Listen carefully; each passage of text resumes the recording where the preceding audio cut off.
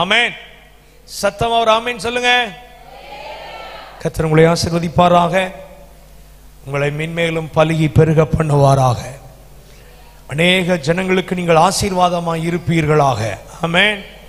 அல்லேலூயா. உங்களை கொண்டு தேவன் வைத்திருக்கிற அவருடைய திட்டங்களும் தீர்மானங்களும் இந்த நாட்களிலே கர்த்தர் நிறைவேற்றி முடிப்பாராக. பெரிய ஒரு வளர்ச்சியை, ஆயிரமான ஜனங்கள் தேவன் பக்கம் திரும்புவதை இந்த ஐபிசி ஸ்தாபனம் கண்டுகொள்ள கர்த்தர் கிருபை பாராட்டுவாராக. அதற்கு நம்முடைய ஜெபங்கள் மிக அவசியம். உயிர் வாழ இடைவிடாமல் மூச்சு விட வேண்டும். ஒரு உயிரோட்டமுள்ள ஒரு கிறிஸ்தவனாய் நீங்களும் நானும் இருக்க வேண்டுமானால் இடைவிடாமல் ஜெபிக்கிற ஒரு ஆவி நமக்கு தேவை. ஆமென். அவன் தான் உயிருள்ள ஒரு கிறிஸ்தவர்கள். கர்த்தருக்கு ஸ்தோத்திரம், கர்த்தருக்கு மகிமை உண்டாவதாக. தேவனுடைய பாதத்தில் உட்கார்ந்து அவருடைய அந்த பலத்தை பெற்றுக் கொள்வது. ஜெபம் என்பது ஒரு பலன், உன்னதத்தின் பலன். ஜெபம் என்பது ஒரு ஜெபம் இல்லாதது பலக்குறைவு. ஜெபக்குறைவு என்னது? ஜெபக்குறைவு ஒரு பலக்குறைவு. சொல்லுங்க. ஜெபிக்காதவனுக்கு பலன் இருக்காது. ஜெபிக்காதவன் விசுவாச ஜீவியத்தில் சரியா ஓட முடியாது. ஜெபிக்காதவர்கள் ஆட்டங்காலும் பொழுது, பிரச்சனைகள் வரும் பொழுது ஜெபிக்காதவர்கள் பலனற்றவர்களாய் இருப்பார்கள். ஆனால் ஜெபிக்கிறவர்கள் எதையும் எதிர்கொள்ள முடியும். ஜெபிக்கிறவர்களுக்கு சத்துரு எதிர்த்து நிற்பான், ஆனால் அவன் ஒரு நாளும் அவர்களை மேற்கொள்ள முடியாது. ஜெபிக்கிறவர்களை கொண்டுதான் தேவன் ஒரு அசைவை கொடுக்க போகிறார். அல்லேலூயா, அல்லேலூயா. கர்த்தருக்கு ஸ்தோத்திரம் உண்டாவதாக, கர்த்தருக்கு மகிமை உண்டாவதாக. கர்த்தர் அப்படிப்பட்ட கிருபைகளை நாம் ஒவ்வொருவருக்கும் தருவாராக. ஆமென். நம்ம தான் ஜெபிக்கணும், நான் தான் ஜெபிக்கணும். ஒரு ஆஸ்பத்திரிக்கு போறோம், ஒரு குழந்தை பிறந்திருக்கு, பார்த்த உடனே நம்மளுக்கு ரொம்ப சந்தோஷமா இருக்கும்ல. ஆஹா, என்ன அழகா இருக்குது. அந்த குழந்தைய பார்த்த உடனே பரவாயில்லையே, ஒரு நல்ல குழந்தைய கர்த்தர் கொடுத்திருக்கிறாருன்னு மகிழ்ச்சி. குழந்தைய பார்த்த சந்தோஷம் இருக்குமா இருக்காதா? ஏன்டா அதை பிறந்துச்சுன்னு நினைப்போமா? இல்லை, அப்படி நினைக்க மாட்டோம். குழந்தைய பார்த்த உடனே சந்தோஷமா இருக்கும். என்ன அழகா இருக்கு பார், என்ன புத்துன்னு இருக்கு பார், என்ன சக்கச்சபேன்னு இருக்கு, என்ன குண்டு இருக்கு, என்ன முட்டை மொழியோடு இருக்கு, என்ன சுருட்ட முடி பாரு, சின்ன வயசுலயே எப்படி இருக்கு பாரு, அம்மா போல இருக்கு, அம்மா போல அப்பா போல இருக்கு, எல்லாம் சொல்லிவிட்டு மூச்சு தான் இல்லை அப்படின்னா எப்படி இருக்கும்? நான் சொல்றது புரியுதா? எல்லாம் சொல்லிவிட்டு மூச்சு தான் இல்லை அப்படின்னா எப்படி இருக்கும்? நம்ம வாழ்க்கையில ரட்சிப்பு இருக்குது, சபை இருக்குது, வேதம் இருக்கிறது, ஆண்டவர் தெரியும், ஊழியக்காரர்கள் இருக்கிறாங்க, ஜெபத்தை பத்தி பல பிரசங்கம் கேட்கிறோம், ஜெபத்தை பத்தி வேதத்துல வாசிக்கிறோம், நல்ல பாடல்கள், நல்ல ஆராதனை, நல்ல இன்ஸ்ட்ருமெண்ட் எல்லாமே இருக்குது. ஆனா என் தனிப்பட்ட வாழ்க்கையில நமக்கு ஜெபம் இல்லைன்னா நீ மூச்சு இல்லாத வாழ்க்கை வாழ்ற. எல்லாமே இருக்கு. தனிப்பட்ட ரீதியில எனக்கும் தேவனுக்கும் உள்ள தொடர்பு இல்லை என்றால், எனக்காக எங்க அப்பா ஜெபம் பண்ணுவாரு, எங்க பாஸ்டர் ஜெபம் பண்ணுவாரு, எங்க சபையில ஒரு டீம் இருக்குது அவங்க ஜெபம் பண்ணுவாங்கன்றது அல்ல. என்றைக்கு ஒரு குழந்தை அம்மா வயிற்றுக்குள் இருக்கிறதோ அப்ப அம்மா மூச்சு விட்டா போதும் குழந்தை உயிரோடு இருக்கும். என்னைக்கு அந்த குழந்தை பிறந்துட்டோ அன்னையில இருந்து யாரு மூச்சு விடணும்? குழந்தை தான் மூச்சு விடணும். இந்த குழந்தை வெளில வந்துட்டு பிற்பாடு எங்க அம்மா மூச்சு விடுவாங்கன்னு சொல்ல முடியுமா? சொல்லுங்க. எங்க அம்மா சாப்பிட்டுப்பாங்கன்னு சொல்ல முடியுமா? முடியாது. அந்த பிள்ளை தான் சாப்பிடணும், அந்த குழந்தை தான் மூச்சு விடணும். என்றைக்கு நம்ம மறுபடி பிறந்தமோ, என்றைக்கு நம் பாவ வாழ்க்கையை விட்டு கிறிஸ்துவுக்குள்ளே பிறந்தமோ நம்ம தான் ஜெபம் பண்ணணும். நமக்காக எங்க பாஸ்டர் நல்லா ஜெபம் பண்ணுவாருங்க, எங்க பாஸ்டர் அம்மா சூப்பரா ஜெபம் பண்ணுவாங்க, எங்க டீம் ஒரு டீம் இருக்குது ஜெபிக்கிறதுக்குனே, அதெல்லாம் வச்சு நம்ம கதை ஓடாது. சொல்லுங்க. நான் தான் ஜெபம் பண்ணணும். சொல்லுங்க. நான் தான் ஜெபம் பண்ணணும். என் காரியத்துக்கு நான் தான் திறப்புல நிற்கணும். ஆமென். நான் மற்றவர்களுக்கு ஜெபம் பண்றது தவறு கிடையாது. ஆனா நமக்கு மற்றவர்களை தேடிக்கிட்டே இருக்க கூடாது. கர்த்தருக்கு மகிமை உண்டாவதாக. இந்த கடைசி காலத்துல லூக்கா 21 அதிகாரம் 36 நமக்கு நல்லா தெரியும். ஆகையால் இனி சம்பவிக்க போகிற இவைகளுக்கெல்லாம் தப்பி மனுஷகுமாரனுக்கு முன்பதாக நிற்க பாத்திரவான்களாக எண்ணப்படுவதற்கு நீங்கள் எப்பொழுதும் விழித்திருந்து ஜெபம் பண்ணுங்கள்னு இயேசு சொல்லிட்டு போயிருக்கிறார். எப்போதும் ஜெபம் பண்ணணும். ஆதி சபை வளர்ந்ததற்கான காரணம் என்ன? அப்போஸ்தலர் நடபடிகளில் நீங்கள் 28ஆம் அதிகாரத்தை நீங்க வாசி பார்த்தீங்கன்னா 30 இடங்களில் தேவ பிள்ளைகள் ஜெபித்த காரியங்கள் அங்கே வாசிக்கிறோம். ஆதி சபை மிக வேகமாய் வளர்ந்தது. ஜனங்கள் அனுதினமும் சபையில் சேர்க்கப்பட்டார்கள். வசனம் விருத்தி அடைந்தது. சபைகளுடைய தொகை பெருகினது. சீஷர்களுடைய தொகை பெருகினது. ஊழியங்கள் பல இடங்களுக்கு பறந்து விரிந்து சென்றது. இதற்கெல்லாம் காரணம் என்ன? சபையினுடைய ஆதி சபையினுடைய வளர்ச்சிக்கு காரணம் 3 முக்கியமான காரணம். ஒன்னு, அவர்கள் எப்போது கூடி கூடி ஜெபம் பண்ணாங்க. கூடி கூடி ஜெபம் பண்ணாங்க. இரண்டாவது, வேத வசனத்தை உறுதியாய் பிடித்திருந்தார்கள். மூன்றாவது, முழுவதும் பரிசுத்த ஆவியை சார்ந்தவர்களாக பரிசுத்த ஆவியினாலே நிரப்பப்பட்டிருந்தார்கள். இந்த 3 தன்மைகள் தான் ஆதி சபை வேகமாய் வளருவதற்கு காரணமாய் இருந்தது. 3 சொல்லுங்க பாப்போம். முதல்ல என்ன? அவங்க கூடி கூடி ஜெபம் பண்றாங்க. நீங்க ஆதி அப்போஸ்தலர் நடபடிகளை வாசி பாருங்க. பல இடங்களில் தேவ பிள்ளைகள் கூடி ஜெபித்த பொழுது நடந்த அற்புதங்களும் அடையாளங்களையும் அப்போஸ்தலர் நடபடிகளை நான் வாசிக்க முடியும். அது மாத்திரமல்ல, முழுவதும் வேத வசனத்தை சார்ந்திருந்தார்கள். உறுதியாய் பிடித்திருந்தார்கள். எத்தனை உபத்திரவங்கள், வியாகுலங்கள், துன்பங்கள், வேதனைகள், பிரச்சனைகள் வந்தாலும் அதன் மத்தியிலே வேத வசனத்திலே உறுதியாய் நின்றார்கள். மூன்றாவது, முழுவதும் பரிசுத்த ஆவியினாலே நிரப்பப்பட்டிருந்தார்கள். எனக்கு அருமையானவர்களே, இந்த அனுபவம் இக்காலங்களில் நமக்கு தேவை.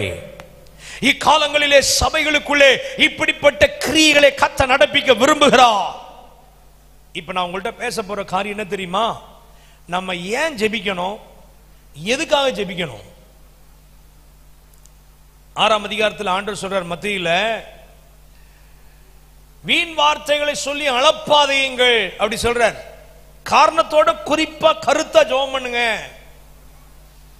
அப்படின்னு ஆண்டவர் சொல்லி இருப்பதை நாம் வேதத்திலே வாசிக்க முடியும். ஏனென்றால் உபவாச ஜெபம், தான தர்மம், ஜெபம்லாம் வெளியரங்கமான பதிலை நம்ம கொடுக்கும். என்ன கொடுக்கும் சொல்லுங்க? வெளியரங்கமான பதிலை கொடுக்கும். ஆமென், அல்லேலூயா. அப்ப நம்முடைய ஜெபத்திற்கு கர்த்தர் பதிலை கொடுக்கிறவராய் இருக்கிறார். இப்ப நாம் ஜெபிக்க வேண்டும்? முதலாவது காரியம், நாம் தேவைகளுக்காக ஜெபிக்கணும். தேவைகளுக்காக. தேவ பிள்ளைகளுக்கு இந்த கடைசி நாட்களிலே அதி முக்கியமான தேவைகள் இருக்கிறது. தேவைகளுக்குனா என்ன? வேதத்தில் வாசிக்கிறோம். மத்திய 6ஆம் அதிகாரம் நீங்கள் 7ஆம் வசனம் 8ஆம் வசனத்தை நீங்க வாசி பார்த்தீங்கன்னா, மத்திய 6ஆம் அதிகாரத்தில் அஞ்ஞானிகளை போல வீண் வார்த்தைகளை அளப்பாதீங்கள்,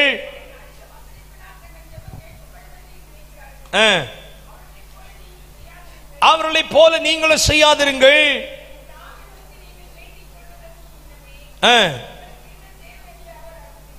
நீங்கள் வேண்டிக் கொள்வதற்கு முன்பதாகவே உங்களுக்கு இன்னது தேவைன்னு அவருக்கு தெரியும்.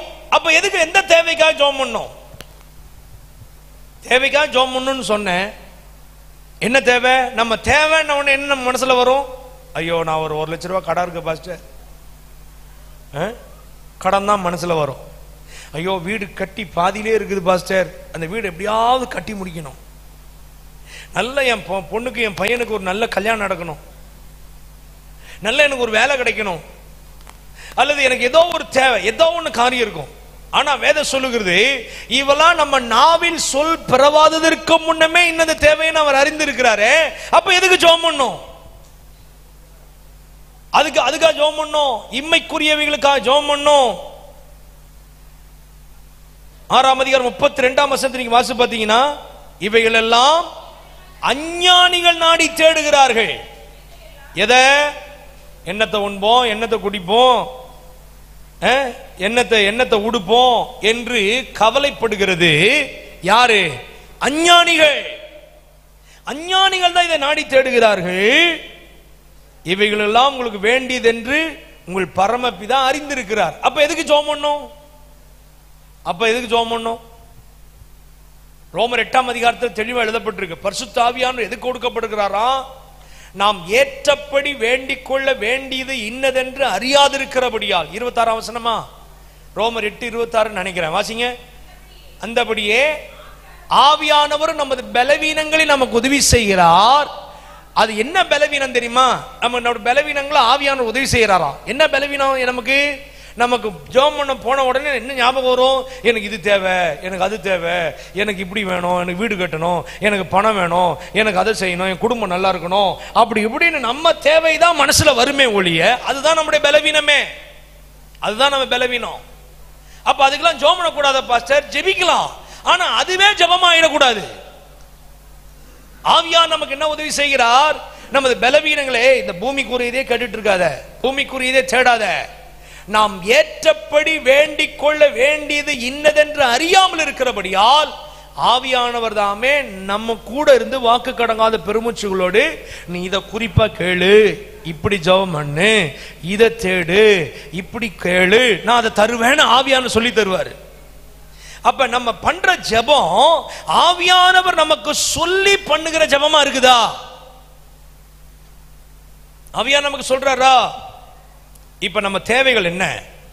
முதலாவது காரியம், நம்முடைய தேவைகள் என்னன்னா, முதல் காரியம் லூக்கா 18 இதெல்லாம் நமக்கு தெரியும், ஆனா சில குறிப்புகள் கொஞ்சம் ஆழமா உங்கள்கிட்ட மனசுல போட்டு விட விரும்புகிறேன். லூக்கா 18 அதிகாரம் நீங்கள் 10ஆம் வசனத்திலிருந்து வாசித்து பார்த்தால் அங்கே ஒரு காரியம் சொல்லப்பட்டிருக்கிறது. 2 பேர் ஜெபம் பண்ண போறாங்க. இந்த சம்பவம் தெரியும், நானே சொல்லிடுறேன். 2 பேர் ஜெபம் பண்ண போறாங்க. ஒருத்தன் பரிசேயன், ஒருத்தன் ஆயக்காரன். பரிசேயன் நின்று, தேவனே, நான் பரிகாரர், அநியாயக்காரர், விபச்சாரக்காரர் ஆகிய மற்ற மனுஷரை போலவும் இந்த ஆயக்காரனை போலும் இராதபடியால் உம்மை ஸ்தோத்திரிக்கிறேன்.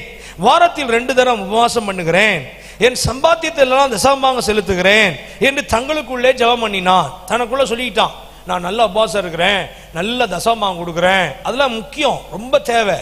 உபவாச ஜெபம் ரொம்ப முக்கியம். கரெக்டா நம்ம தசமபாகம் கொடுக்கிறது ரொம்ப முக்கியம். காணிக்க கொடுப்பது ரொம்ப முக்கியம். இதெல்லாம் தேவை, இதெல்லாம் அவன் கடைபிடிக்கிறான், அதனால எந்த தவறும் கிடையாது, இதெல்லாம் தேவைதான். நான் அநியாயக்காரர் போல வாழல, நான் சன்மார்க்கமா உண்மையா வாழ்றேன், விபச்சாரக்காரர் போல இருக்கல, ஆயக்காரனை போலவும் நான் இல்ல, இப்படி இல்ல, நான் லஞ்சம் வாங்கல, நான் நல்லா இருக்கிறேன், நான் உபவாசம் இருக்கிறேன், அதெல்லாம் சொல்றதுலாம் ரைட்டு தான். ஆனா ஒருத்தன் சொல்றான், அவன் தூரத்தில் நின்று தன் மார்பில் அடிச்சுக்கிட்டு அவன் சொல்றான், இந்தவரே பாவியாகிய என் மேல் கருவியாயிரும். அப்ப நம்ம எதுக்கு ஜெபம் பண்ணணும்? ஆண்டவர் எதை விரும்புறார் தெரியுமா? நம்முடைய வாழ்க்கையிலே ஆண்டவர் நம்முடைய எந்த ஜெபத்தை அவர் அதிகமாய் விரும்பி நமக்கு அதுக்கு பதில் கொடுக்கிறார்னா, நம்ம ஜெபிக்க வேண்டிய மிக முக்கியமான காரியம் ஆண்டவருடைய கிருபைக்காக நம்ம ஜெபிக்கணும். சொல்லுங்க, எதுக்காக ஜெபம் பண்ணணும்? சொல்லுங்க. கிருபை, கிருபை, கிருபை. கிருபை பத்தி நிறைய கேட்டிருப்போம். கிருபை பத்தி நமக்கு நல்லா தெரியும். முதல்ல ஆதியாகமம் 6ஆம் அதிகாரத்துல நோவாவுக்கு கர்த்தருடைய கண்களிலே கிருபை கிடைத்தது அப்படின்னு நம்ம வாசிக்கிறோம். நோவாவுக்கு ஆண்டவருடைய கண்களிலே கிருபை கிடைத்தது என்பது முதலாக சொல்லப்பட்டிருக்கிறது. கிருபை அப்படின்னா என்ன? தகுதி இல்லாத நமக்கு ஆண்டவர் செய்கிறதுன்னு ஒரு அர்த்தம் இருக்குது. ஏற்ற சமயத்தில் சகாயம் செய்யும் கிருபைன்னு எபிரேயர்ல வாசிக்கிறோம்.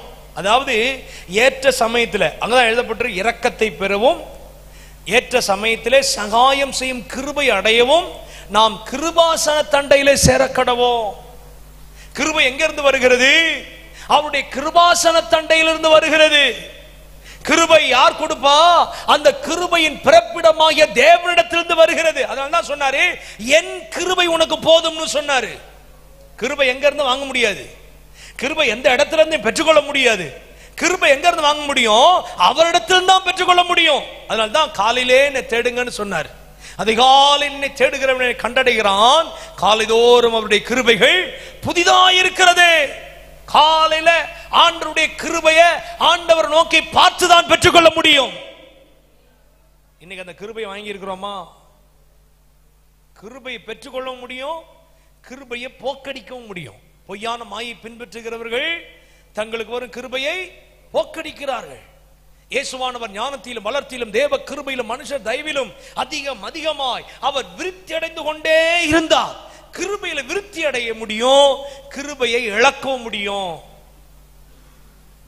எபிரேயர் 12ஆம் அதிகாரத்தில் வாசிக்கிறோம், யாதொரு கசப்பான வேர் உங்களில் முளைத்தெழும்பி கலகம் உண்டாக்குறதுனால் ஒருவரும் தேவனுடைய கிருபையை இழந்து போகாதபடிக்கு யாதொரு கசப்பான வேர் உங்களில் முளைத்தெழும்பி 15ஆம் வசனமா கலகம் உண்டாக்குறதுனால் தீட்டுப்படாதபடிக்கு. அப்படிதானே இருக்கு. ஒருவனும் தேவனுடைய கிருபையை இழந்து போகாதபடிக்கு. கிருபை இழக்க முடியும். எப்படி இழக்க முடியும் தெரியுமா? உள்ளத்துல கசப்பு இருந்துச்சுன்னா கிருபை போயிடும். மாமியார் மேல கசப்பாவே இருந்துட்டோம்னா நமக்கு இருக்கிற கிருபை போயிடும். மருமகள் மேல ஒரு வெறுப்பு, குடும்பத்தில் இருக்கிற மாமனார் மாமியார் நாத்தனார் எல்லாம் நார் நாரா பிஞ்சு கிடந்துருச்சுன்னா அங்க கிருபை இழந்துருவோம். எல்லா நாரையும் போட்டு ஒன்னா சேர்த்து வச்சு கட்டி இருக்கணும், ஐக்கியப்பட்டு இருக்கணும். குடும்பத்தில் என்ன எப்படி இருக்கணும் தெரியுமா? சொல்லுங்க. எல்லா நாரும் ஒன்னா சேர்ந்து கட்டி இருக்கணும். எல்லாம் பிரிஞ்சு கிடந்து, அதனால்தான் ஆண்டவர் சொன்னார், எங்க 2 பேராவது 3 பேராவது என் நாமத்தினாலே கூடி இருக்கிறார்களோ அவர்கள் மத்தியில ஒரே வீட்டில் குடியிருப்பாங்க. அப்பா அம்மா தாத்தா பாட்டி மாமனார் மாமியார், ஆனா கூடி இருக்க மாட்டாங்க. எங்க கூடி இருக்கிறீர்களோ அங்கதான் வருவேன்னு சொன்னாரே ஒழிய எங்க குடி இருக்கிறீர்களோ அங்க வருவேன்னு சொல்லல. நம்ம சில வீடுகளில் குடி இருப்பாங்க ஆனா கூடி இருக்க மாட்டாங்க. தெரியுமா உங்களுக்கு? ஒரே வீட்டில் 2 சமையல்லாம் நடக்கும். ஆனா நீங்களாம் அப்படி கிடையாது. நீங்களாம் பக்தி உள்ள ஆட்கள், பார்த்தாலே தெரியுது. ஒரே வண்டியில வருவாங்க ஆனா பேசிக்க மாட்டாங்க. எல்லாம் பிஞ்சு கிடக்கும். உள்ளத்துல கசப்பு இருக்கும். கசப்பு என்பது யாதொரு கசப்பான வேர். வேறாது என்னது சொல்லுங்க? கசப்பு என்பது என்ன? வேறு மண்ணுக்குள்ள இருக்கும், தெரியாது வெளியில. வேர் எவ்வளவு தூரம் போயிருக்குது, எவ்வளவு ஆழத்தில் இருக்குது, இந்த வேர் எவ்வளவு பெருசா இருக்குது, வேர் எவ்வளவு சின்னதா இருக்குன்னு ஒருத்தருக்கும் தெரியாது. ஏன்னா வேர் அது கசப்பு. நிறைய பேருக்குள்ள அப்படிப்பட்ட வேர் இருக்கும். வேறு இருந்துச்சுன்னா, கசப்பு என்கிற வேர் இருந்துச்சுன்னா உள்ளத்துக்குள்ள மறைஞ்சு இருக்கும். ஆனா வெளியில வரும்போது பிரைஸ் லார்ட் பிரதர்னோ, எப்படி பிரைஸ் லார்ட் சிஸ்டர்னோ, பிரைஸ் லார்ட் பாஸ்டர்னோ, டர்ன்னு போய் கிழிச்சிருவோம் அவரை வெளில போய். ஆனா இங்க என்ன வரும்? நல்லா பிரைஸ் லார்ட் பிரதர்னோ இல்ல. ஆனா உள்ளத்துக்குள்ள என்ன இருக்கும்? இந்த ஆள் முகத்துல ஏன்டா முழிச்சோம், நம்ம அப்படியே போயிருக்கலாமே, ஐயோ ஏத்தாப்புல வந்துட்டாரே. ஏன்னா உள்ளத்துக்குள்ள கசப்பு, உள்ளத்துக்குள்ள வெறுப்பு. கசப்பு இருந்துச்சுன்னா நீ கிருபை இழந்துருவ. கிருபையை சேகரிக்கணும், கிருபையை பெற்றுக்கொள்ளணும், கிருபையில விருத்தி அடையணும். அதனால்தான் ஆண்டவர் சொன்னாரு கிருபைக்காக காத்திருங்க. அதனால வேதத்தில் எழுதப்பட்டு கிருபைக்கு காத்திருக்கிறவர்கள் மேல் அவர் எப்படி இருக்கிறாராம்? சங்கீதம் 147 சங்கீதம் 11 வசனத்துல நீங்க வாசி பார்த்தீங்கன்னா கிருபைக்கு காத்திருக்கிற மேல் கர்த்தர் பிரியமா இருக்கிறார். ஹல்லேலூயா, ஹல்லேலூயா. நோவாவுக்கு கர்த்தருடைய கண்கள்ல கிருபை கிடைத்தது. அந்த கிருபை எப்படி திரும்ப வேலை செஞ்சது? நீங்க அதை உட்கார்ந்து யோசிச்சிருப்பீங்க. ஆண்டவர் பார்த்தாரு, நோவா காலத்துல எல்லாரும் பாவம் செய்தார்கள், தேவன் அற்றவர்களானார்கள். இந்த பூமியை அழிக்க ஆண்டவர் தீர்மானம் பண்ணினார். ஆனால் நோவாவையோ அவன் குடும்பத்தையோ கர்த்தர் காப்பாற்ற நினைத்தார். நோவா எத்தனையோ பேருக்கு பிரசங்கம் பண்ணியிருப்பான். 100 வருஷமா பிரசங்கம் பண்ணான் வேதம் சொல்லுகிறது. 100 வருஷமா பேழையை செய்தான்.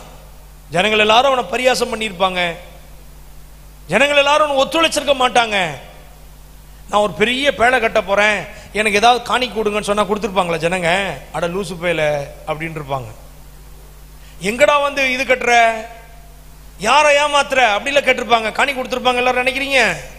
கொடுத்துருக்க மாட்டாங்க. நான் ஒரு பேழையை கட்ட போறேன்பா, உங்களெல்லாம் காப்பாற்ற போறேன் அப்படின்னு நோவா சொன்னா யாராவது உதவி செஞ்சிருப்பாங்களா? உதவி செஞ்சிருக்க மாட்டாங்க. ஆனாலும் நோவா விசுவாசத்தோடு அந்த கிருபையினால் அதை செய்து முடித்தார். திடீரென்று மழை வந்தது. 40 நாட்கள். நமக்கு தெரியும், இப்பெல்லாம் முன்னாடிலாம் மழை பெய்தது, கனமழை, பலத்த மழை, இடி முழக்கத்தோடு மழை, அப்படி இப்படிலாம் நியூஸ்ல வாசிப்போம்ல. முன்னாடிலாம் அப்படித்தானே வாசிக்கிறோம். பெருமழை, ஆரஞ்சு அலர்ட், ரெட் அலர்ட் இப்படிலாம் போட்டிருப்பாங்க. இப்ப என்ன தெரியுமா சொல்றாங்க? இப்ப அந்த பெருமழை, இந்த கனமழை அதெல்லாம் விட்டுட்டாங்க. இப்பெல்லாம் என்ன தெரியுமா? மேக வெடிப்பு வந்ததுன்றான். இதுல பூசா வந்திருக்கு. இப்ப என்ன வந்துச்சு? மேக வெடிப்பு வந்துச்சுன்னா அது 10 நாளா பெய்ய வேண்டிய மழை ஒரே மணி நேரத்தில் கொட்டுன்னு கொட்டுது. திடீரென்று வெள்ளம், திடீரென்று வயநாடிலே பாதி பகுதி காணா போயிட்டு இல்ல, 500 பேர் செத்தான். யோசிச்சு பாருங்களேன். அப்ப நோவா காலத்துல ஒரு உலகத்தையே மூழ்கடிக்கணும்னா அது என்ன வெடிப்போ தெரியாது. அது எத்தனை 40 நாள்ல முழுகிச்சு உலகமே. ஜனங்கள் தண்ணீரில் தத்தளிக்கிறார்கள். ஆனால் கிருபை பெற்ற ஒருவனை கர்த்தர் காக்கிறார். கிருபை பெற்ற அவனை மாத்திரமல்ல, அவனோடு சேர்ந்து வந்த அத்தனையும் காக்கப்படுகிறது. நீங்க யோசிச்சு பாருங்க. நோவா காலத்துல ஒரு பேழை செஞ்சான். அந்த பேழைக்குள்ள யார் யார் இருந்தா? 8 பேர் இருந்தாங்க உங்க குடும்பத்துல, மற்ற யாருமே வரல. ஆனா மிருக ஜீவன்கள்லாம் வந்துச்சு இல்லையா? இப்ப நம்ம பார்க்கிற எல்லா மிருக ஜீவன்களும் நோவா காலத்திலே காப்பாற்றப்பட்ட மிருக ஜீவன்கள். நம்புறீங்களா? அத நம்புறீங்களா? நம்புறீங்களா இல்லையாங்க? இப்ப பார்க்கிற எல்லா சிங்கம், புலி, கரடி, ஒட்டகம், நாய், பூனை, மாடு, எந்த விலங்கு எடுத்துக்கிட்டாலும் அதெல்லாம் நோவா காலத்துல பேழைக்குள்ள இருந்து காப்பாற்றப்பட்ட மிருக ஜீவன்கள். எல்லாம் ஜோடி ஜோடியா சேர்த்து வச்சுக்கிட்டாரு. இப்ப நீங்க கணக்கு போட்டு பாத்தீங்கன்னா, ஆண்டவர் அவர்களை உள்ளே விட்டு கதவை அடைத்து மழை பெய்தது 40 நாட்கள். திரும்ப அவங்க பேழைக்குள்ளே இருக்கிறாங்க. ஏன்னா தண்ணி வத்தல, எல்லாம் செத்து போய் தண்ணியில மிதக்கிறாங்க. இப்ப யோசிச்சு பாருங்களேன். இப்ப அவன் உள்ள விட்டு கதவை அடைத்ததுக்கும் திரும்ப நோவா பேழையிலிருந்து வெளியில வருவதற்கும் 127 நாட்கள் ஆச்சாம். அந்த கணக்கு போட்டு பார்த்தா கிட்டத்தட்ட அந்த நாட்கள் வருகிறது. எத்தனை? சாரி, இல்ல 1 வருஷம் 27 நாள். நீங்க கணக்கு போட்டு பாத்தீங்கன்னா 1 வருஷம் 27 நாள். அப்ப கிட்டத்தட்ட எவ்வளவு காலம் வருது? 365 பிளஸ் 27 எவ்வளவு ஆச்சு? 75, 85, கிட்டத்தட்ட 395 நாட்கள் வருகிறது கிட்டத்தட்ட. நீங்க யோசிச்சு பாருங்களேன். ஒரு பேழைக்குள்ள 390 நாட்கள், 395 நாட்கள் இந்த நோவாவையும் அவன் பேழைக்குள்ள இருந்து அத்தனை ஆண்டவர் காப்பாற்றினார். அது எப்படிங்க முடியும்? பேழைக்குள்ள என்னென்ன இருக்கு? சிங்கம் இருக்கு, புலி இருக்கு, ஒட்டகம் இருக்கு, மான் இருக்கு, மாடு இருக்கு, ஆடு இருக்கு. நத்த கூட நகர்ந்தே வந்ததான். ஒரு பாஸ்டர் இப்படி சொல்லுவாரு, மனுஷன் கூப்பிட்டா வரமாட்டான், ஆனா நத்த கூட நகர்ந்தே வந்ததுன்னு. என்னென்ன மிருகங்கள் வந்ததோ தெரியல சபைக்கு. நேற்று சாயந்தரம் வந்தவங்க காலையில சபைக்கு வர மாட்டாங்க. நல்லா கவனி. இன்னைக்கு சாயந்தரம் சபைக்கு வாங்க. ஒரு நல்ல ஊழியக்காரர் வரார். அவர் ஒரு நல்ல தேவ மனுஷன், நல்லா பேசுவார், என்னுடைய நண்பர் அவர். நல்லா கவனிங்க எனக்கு அருமையானவர்களே. பேழைக்குள்ளே அவன் கூப்பிடும் போது அத்தனை மிருகங்களும் வந்துச்சு. சரி, இப்ப 1 வருஷம் 27 நாளுக்கு தேவையான ஆகாரத்தை சேர்த்து வைக்க முடியுமா? 2 யானை இருக்கு உள்ளார. யானை தீனின்றோம். ஏன்னா எல்லாம் ஜோடி ஜோடியா தான் சேர்த்தாரு. எல்லாம் ஜோடி ஜோடியா இருக்கா. யானை தீனி அது எவ்வளவு கிலோ கணக்கில் சாப்பிடும் ஒவ்வொரு நாளும். இவன் யானைக்கு 1 வருஷத்துக்கு 27 நாளுக்கு தேவையான ஆகாரம் சேர்த்து வைக்க முடியுமா? தனக்காச்சும் 8 பேருக்கு 1 வருஷத்துக்கு சேர்த்து வச்சிருக்கான்னு ஒரு சப்பாத்தியா சுட்டு வச்சிருக்கான் இல்ல, அப்படி வச்சுக்கோங்களேன். ஆனா மிருகங்க ஜீவனும் சேர்த்து வைக்க முடியுமா? சிங்கம் கிலோ கணக்கில் கறி சாப்பிடும், புலி இருக்கு, அங்க சிறுத்தை இருக்கு, அப்புறம் மாமிசம் சாப்பிடக்கூடிய அத்தனை மிருக ஜீவன்கள் இருக்குது. உள்ளார மாமிசம் சாப்பிடாத வெஜிடேரியனும் இருக்குது. இது அதை அடி சாப்பிட்டுனா இது வெளில வராது. மான் வெளில வர முடியாது, ஒட்டகம் வெளில வர முடியாது, மாடு வெளில வர முடியாது. ஒண்ணுக்குள்ள ஒண்ணே உள்ளுக்குள்ளாரே அடிச்சு சாப்பிட முடியாது. அப்ப கிருபை இருந்துச்சுன்னா ஒரே பேழைக்குள்ள ஆண்டவர் ஆகாரத்தை எடுக்க எடுக்க ஆண்டவர் பெருக பண்ணுவார். நம்புறீங்களா? நம்ம 5 அப்போ 2 மீன் ஆண்டவர் இயேசு ஆசீர்வதிச்சது கொடுத்தார், 5000 பேர் சாப்பிட்டாங்க, நம்ம வாசித்திருக்கோம். ஆனா நோவா காலத்திலேயே இந்த மிருகங்கள்லாம் எதை சாப்பிட்டுதோ தெரியல, அது எடுக்க எடுக்க வந்துகிட்டே இருந்திருக்கும்னு நினைக்கிறேன் நான். நீங்க நம்புறீங்களா? அதை நம்பினா கையை வைத்து ஒரு அலையில சொல்லுங்க பாப்போம். சில பேருக்கு நம்பிக்கையே இல்லை. அது எடுக்க எடுக்க வந்துகிட்டே இருந்துச்சோ. மிருக ஜீவன்கள் வெளியில தண்ணி போட்டு உரிய முடியாது, ஏன்னா வெளியில பிணம் மிதக்கிற தண்ணி. ஒட்டகம் எத்தனை லிட்டர் தண்ணி குடிக்கும்? அப்ப எப்படி தண்ணி வந்துச்சு? எப்படி? அது நீங்க நல்லா பாத்தீங்கன்னா பைபிள்ல அந்த பேழைக்குள்ள ஒரு மிருகமும் சாகல. அந்த பேழைக்குள்ள இருந்து வெளியில வந்த மிருகங்கள் ஒண்ணு கூட அது எலும்பு தொலியுமா செத்த நிலைமையில வெளியில வரல. ஏன்னா அது வெளியில வந்த பிற்பாடுதான் அது பலுகி பெருகணும். அப்ப நோஞ்சா மாதிரி ஒரு செத்த நிலைமையில வந்துச்சுன்னா எப்படி பலுகி பெருக முடியும்? கிருபைனா என்னன்னு புரிஞ்சுக்கோங்க. நோவாவுக்கோ கர்த்தருடைய கண்களில் கிருபை கிடைத்தது என்ன அர்த்தம்? எந்த மனுஷனுக்குள்ள கிருபை இருக்குதோ அவனோடு சேர்ந்த அத்தனையும் கர்த்தர் நிறைவாய், புஷ்டியாய், ஆசீர்வாதமாய் அந்த இடத்திலே கர்த்தர் இறங்கு பண்ணுவார். அதுதான் கிருபை. ஒரு வருஷம் முழுவதும் இந்த வருஷம் எப்படி போகும்? என் பிள்ளைய நான் காலேஜில் சேர்க்கணும், பணம் இல்லை. என் பிள்ளைகளை ஸ்கூல்ல சேர்க்கணும், எனக்கு இப்படிப்பட்ட ஒரு பிரச்சனை இருக்குது, எனக்கு இப்படிப்பட்ட ஒரு காரியம் இருக்குது. ஆண்டவர் சொல்ற, என் கிருபையை நீ வாங்கிக்கொள், நான் உன்னை நடத்துவேன், நான் உன் பிள்ளைகளை படிக்க வைப்பேன், நான் உன் தேவைகளை சந்திப்பேன், நீ எடுக்க கர்த்தர் உனக்கு கொடுத்து கொண்டே இருப்பார். இந்த கிருபை பல விதங்களிலே கிரியை செய்யும். நான் சும்மா ஒரு காரியம் தான் சொல்லியிருக்கேன் உங்களுக்கு.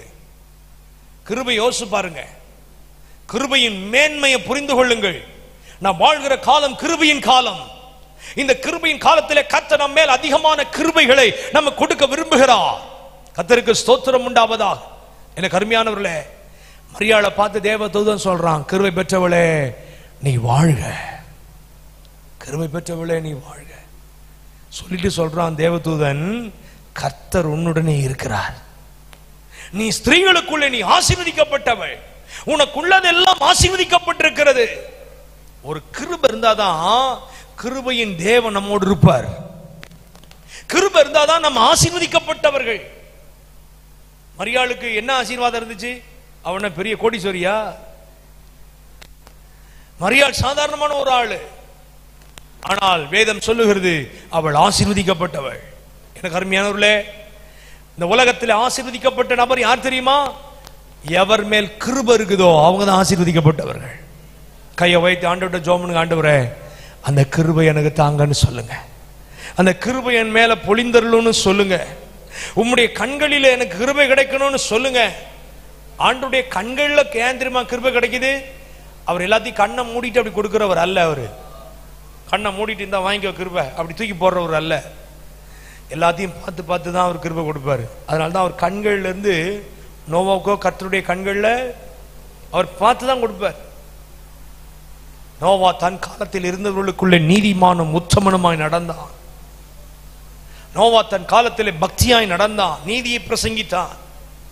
நோவா தேவன் தனக்கு கொடுத்த கட்டளையை நிறைவேற்றி முடித்தான். ஆகவே கர்த்தர் கிருபையின் மேல் கிருபையை நோவாவுக்கு கொடுத்தார். இன்னொரு சம்பவத்தை சொல்றேன் பாருங்க. நீங்கள் 2 நாளாகமம் அதுல 1ஆம் அதிகாரத்தை நீங்க வாசி பார்த்தீங்கன்னா அதுல ஒரு முக்கியமான சம்பவம் சொல்லப்பட்டிருக்கிறது. 2 நாளாகமம் 1ஆம் அதிகாரத்துல 6ஆம் வசனத்திலிருந்து நாம் அதை வாசிப்போமே ஆனால் அங்கே தாவீதுக்கு அடுத்தபடியாய் சாலமோனை கர்த்தர் ராஜாவாக இஸ்ரவேல் ஜனங்களுக்கு ஏற்படுத்துகிறார். உடனே சாலமோன் என்ன பண்றாரு? 1000 சர்வாங்க தகன பலிகளை அவன் பலியிட்டான் என்று 6ஆம் வசனத்திலே வாசிக்கிறோம். சாலமோன் ஆசீர்ப்பு கூடாரத்திற்கு முன்பதாக கர்த்தரின் சந்நிதியில் இருக்கிற வெண்கல பலிபீடத்தின் மேல் 1000 சர்வாங்க தகன பலிகளை செலுத்தி பலியிட்டான். அப்படி பலியிட்ட உடனே ஆண்டவர் அவனை பார்த்து கேட்கிறாரு. தேவன் சாலமோனை நோக்கி தரிசனமாகி நீ விரும்புகிறதை என்னிடத்தில் கேள் அப்படின்னு கேட்கிறாரு. சாலமோன் கேட்கிறார், நீ விரும்புறதை என்கிட்ட கேளுப்பா, அதை நான் உனக்கு தரேன். சாலமோன் தேவனை நோக்கி சொல்றாரு, தேவரீ என் தகப்பனாகிய தாவீதுக்கு பெரிய கிருபை செய்து என்னை அவன் ஸ்தானத்திலே ராஜாவாக்கினீர். அவன் சொல்றான் பாருங்க, என்ன அழகா ஜெபம் பண்றாரு பாருங்களேன். என் தகப்பனாகிய தாவீதுக்கு இவன் ராஜாவாகிறதுக்கு காரணம் என் தகப்பனாகிய தாவீதுக்கு நீர் பெரிய கிருபை செய்தீர். பெரிய கிருபை. அவன் சாதாரண ஆடு மேய்ச்ச ஆளு. என் தகப்பன் தாவீது ஒரு சாதாரண நபர். ஆனால் உம்முடைய கிருபையோ என் தகப்பனாகிய தாவீதை தெரிந்து கொண்டு அவன் மேல் உம்முடைய ஆவியை ஊற்றினீர். சகோதரர் நடுவில் எழுந்திருக்க பண்ணி அவனை அபிஷேகம் பண்ணி அவனை ராஜாவாக மாற்றினீர். அவனை ஜெயத்தை கொடுத்தீர், போன இடங்களெல்லாம் வெற்றியை கொடுத்தீர். பெரியோர்களுக்கொத்த நாமத்தை நீர் என் தகப்பனாகிய தாவீது கொடுத்தீர். இதுக்கெல்லாம் காரணம் உம்முடைய பெரிய கிருபை. சொல்றாரா? பெரிய கிருபை செய்து என்னை அவன் ஸ்தானத்தில் ராஜாவாக்கினீர். இப்போதும் தேவனாகிய கர்த்தாவே நீர் என் தகப்பனாகிய தாவீதுக்கு அருளின உமது வாக்குத்தத்தம் உறுதிப்படுவதாக. தேவரீர் பூமியின் தூளை ஏராளமான தூளத்தனை ஏராளமான ஜனத்தின் மேல் என்னை ராஜாவாக்கினீர். இப்போதும் நான் இந்த ஜனத்திற்கு முன்பதாக போக்கும் வரத்துமாய் இருக்கத்தக்க ஞானத்தையும் அறிவையும் எனக்கு தந்தருளும். ஏராளமாய் இருக்கிற இந்த உம்முடைய ஜனத்தை நியாயம் விசாரிக்கத்தக்கவன் யார் என்றான். என்ன கேட்கிறான் சாலமோன்? நீங்க அந்த ஜெபத்தை வாசிங்களா? கவனமா வாசிங்களா? சாலமோன் என்ன கேட்கிறார் ஆண்டவர்கிட்ட? நான் என்ன ராஜாவாக்கிட்டீர் ஆண்டவரே, தூளத்தனையான ஜனம் எனக்கு முன்னாடி இருக்குது, ஒரு தேசம் இருக்குது, அதை நான் ஆளணும்னா, அதை நான் நடத்தணும்னா எனக்கு என்ன வேணும்? ஞானம் வேணும், அறிவு வேணும், எனக்கு நியாயம் விசாரிக்கத்தக்கிற அந்த திராணி வேணும் அப்படின்னு ஆண்டவர்கிட்ட கேட்கிறான். உடனே ஆண்டவர் என்ன சொல்றாரு? 11ஆம் வசனம். அப்பொழுது தேவன் சாலமோனை நோக்கி, இந்த விருப்பம், எந்த விருப்பம்? நீ ஞானத்தை கேட்ட, அறிவை கேட்ட, இந்த விருப்பம் உன் இருதயத்தில் இருந்தபடியால் நீ ஐஸ்வர்யத்தையும் சம்பத்தையும் கனத்தையும் உன் பகைஞரின் பிராணனையும் நீடித்த ஆயுசையும் கேளாமல் நான் உன்னை அரசாள பண்ணின என் ஜனத்தை நியாயம் விசாரிக்கத்தக்க ஞானத்தையும் விவேகத்தையும் நீ கேட்டபடியினாலும் ஞானமும் விவேகமும் தந்திருக்கிறதும் அல்லாமல் உனக்கு முன் இருந்த ராஜாக்களுக்காகிலும் உனக்கு பின் இருக்கும் ராஜாக்களுக்காகிலும் இல்லாத ஐஸ்வர்யத்தையும் சம்பத்தையும் கனத்தையும் உனக்கு தருவேன் என்றார். இப்பதான் உங்களுக்கு கேள்வி கேட்க போறேன். கவனமா வாசிங்களா? ஆண்டவர் சொல்றாரு, நீ ஞானத்தையும் அறிவையும் கேட்ட, நீ கேட்காத ஐஸ்வர்யத்தை சம்பத்தை கனத்தை உனக்கு நான் தரேன் இல்லையா? உன் பகைஞரின் பிராணனையும் நீடித்த ஆயுசையும் நீ கேளாமல், நீ இதை கேட்ட, சம்பத்தை கேட்ட, நீ ஞானத்தை கேட்ட, அறிவை கேட்ட, உனக்கு நான் சம்பத்தை தரேன், ஐஸ்வர்யத்தை தரேன், உனக்கு நான் கனத்தை தரேன். ஆனா இவன் என்ன கேட்க மறந்துட்டான்னு நினைக்கிறீங்க? அவன் என்ன கேட்டிருக்கணும்? நான் சொல்றது புரியுதா? அவன் என்னங்க கேட்டிருக்கணும்? அவனுக்கு நல்லா தெரியுது, என் தகப்பன் இந்த வெற்றியாய் 40 வருஷம் ஓடி முடித்ததற்கான காரணம் நீர் பெரிய கிருபை செய்தீர். இவன் என்ன ஜெபம் பண்ணிருக்கணும் தெரியுமா? ஆண்டவரே, என் தகப்பன் ஓடி முடிச்சது காரணம் உம்முடைய கிருபை, அதே கிருபைய பல மடங்கு எனக்கு நீர் தரணும்னு ஜெபம் பண்ணியிருந்தானா சாலமோனுடைய ராஜ்ய பாரம் வெற்றியா முடிஞ்சிருக்கும். ஆனா தாவீது முடித்தது போல சாலமோனுடைய வாழ்க்கை வெற்றியா முடியல. நான் சொல்றதை நீங்க நல்லா யோசிச்சு பாருங்க. நான் உங்களுக்கு ஒரு பிரசங்கமா வேகமா பண்ண விரும்பல, நீங்க நல்ல மனதில் சிந்திச்சு பாருங்க. அவன் என்ன கேட்டிருக்கணும்? ஆண்டவரே, எங்க அப்பா தாவீது அவர் ஓடுனது காரணம் உம்முடைய பெரிய கிருபை. தாவீது நீங்க சங்கீதங்களை வாசி பார்த்தீங்கன்னா, அவர் கிருபை என்றும் உள்ளது, அவர் கிருபை என்றும் உள்ளது, அவர் கிருபை என்றும் உள்ளது, அவர் கிருபை என்றும் உள்ளது. நான் ஆலயத்திற்கு போய் தேவனுடைய கிருபையை நான் பாடுவேன், தேவனுடைய கிருபை விவரித்து காண்பிப்பேன், தேவனுடைய கிருபையை பெற்றுக்கொள்வேன். இப்படிதான் அந்த கிருபையை வாங்கி வாங்கி வாங்கி வாங்கி தாவீது தன் காலத்தில் தேவனுடைய சித்தத்தின்படி ஊழியம் செய்த பின்பு நித்திரை அடைந்தான் என்று அப்போஸ்தலர்களை வாசிக்கிறோமே. தாவீது தேவனுடைய இருதயத்திற்கு ஏற்றவனாயிருந்தான். அப்போஸ்தலர் 13ஆம் அதிகாரம் 22ஆம் வசனத்திலே ஆண்டவர் அவனை குறித்து எழுதி வைத்திருக்கிறார்.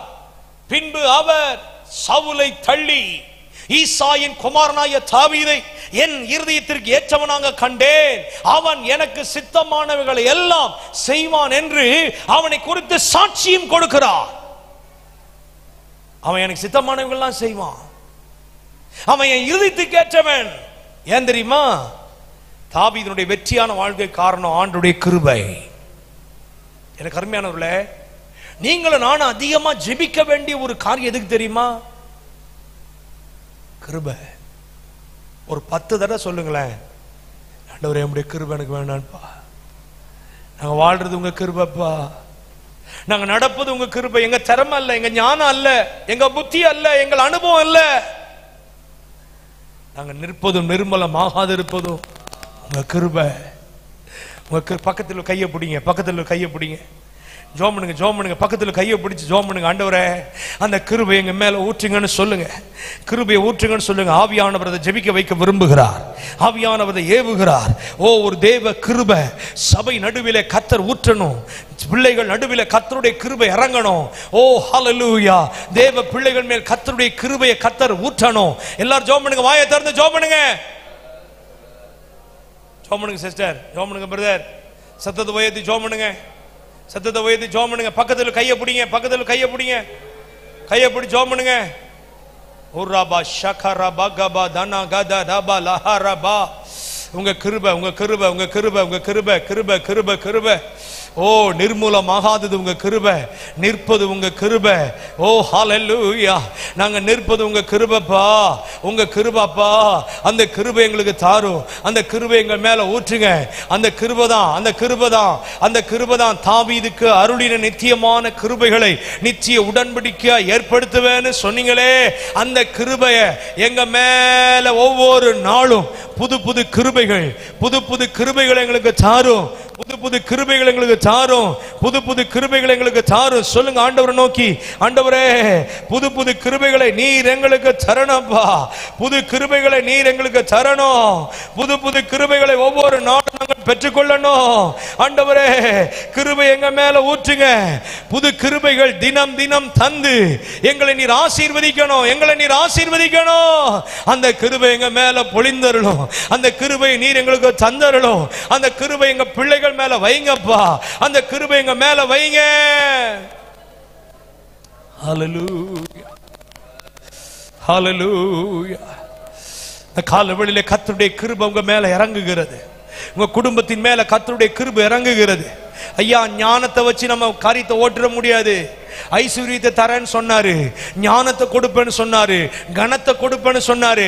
ஆனா கிருபை மட்டும் கேட்டாதான் கிடைக்கும். கிருபை கேட்காம ஆண்டவர் கொடுக்க மாட்டாரு. கிருபை காத்திருக்கிறவர்கள் மேலதான் கர்த்தர் கிருபையை கொடுப்பாரு.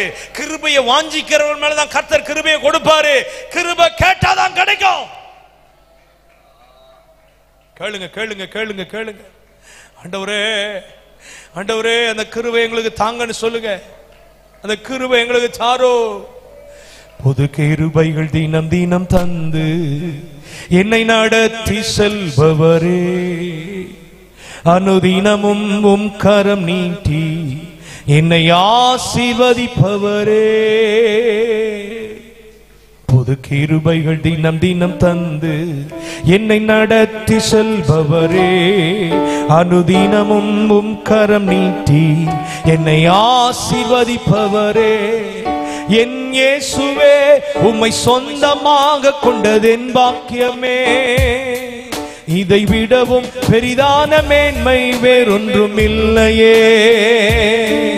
என் இயேசுவே உம்மை சொந்தமாக கொண்டதென் பாக்கியமே, இதை விடவும் பெரிதான மேன்மை வேறொன்றும் இல்லையே. புது கிருபைகள் தினம் தினம் தந்து என்னை நடத்தி செல்பவரே, அனுதினமும் உம் கரம் நீட்டி என்னை ஆசீர்வதிப்பவரே. புது கிருபைகள் தினம் தினம் தந்து செல்பவரே, அனுதினமும் உம் கரம் நீட்டி என்னை ஆசீர்வதிப்பவரே. ஹல்லேலூயா. ஒவ்வொரு நாளும் கர்த்தர் புது புது கிருபைகளை கொடுத்து நம்மை நடத்துகிறவர். ஹல்லேலூயா. அப்ப முதலாவது நாம் அதிகமாய் ஜெபிக்க வேண்டிய காரியம் எதுக்கு சொல்லுங்க? இன்னையிலிருந்து ஒரு தீர்மானம் எடுங்க. ஆண்டவரே நான் டெய்லி கிருபைக்காக காத்திருப்பேன், கிருபையை நோக்கி பார்ப்பேன், கிருபையில நிரம்புவேன், கிருபையை பெற்றுக்கொள்வேன், கிருபையினால என் ஓட்டத்தை ஓடி முடிப்பேன் அப்படின்ற ஒரு தீர்மானத்தோட போகணும். கிருபைதான். நாங்க நிற்பது கிருபை. எனக்கு என்ன தகுதி இருக்குது? நான் பிறந்ததுல இருந்தே எனக்கு மரண போராட்டம் உண்டு, தெரியுமா உங்களுக்கு? என் சாட்சியை நான் சொல்றதுக்கு நேரம் இல்லை, அது சொன்னா கொஞ்சம் நேரம் ஆயிடும். பிறந்ததுல இருந்தே எனக்கு மரண போராட்டம். பிறந்தப்பவே டாக்டர்னு சொல்லிட்டாங்க, பிள்ளை செத்து போச்சு, எடுத்து தரோம், அடக்கம் பண்ணிடுங்கன்னு சொல்லிட்டாங்க. அதுக்கப்புறம் 2 முறை ஜாண்டிஸ், 2 முறை மஞ்சக்காமால, 2 முறை டைஃபாய்டு ஃபீவர், 1 முறை சிக்கன் குனியா. யோசிச்சு பாருங்க. 5 முறை மேஜர் ஆக்சிடென்ட்ல சிக்கிட்டேன், 3 முறை தண்ணீர்ல முழுகிட்டேன், 1 முறை கடல்ல அடிச்சுட்டு போயிட்டேன்.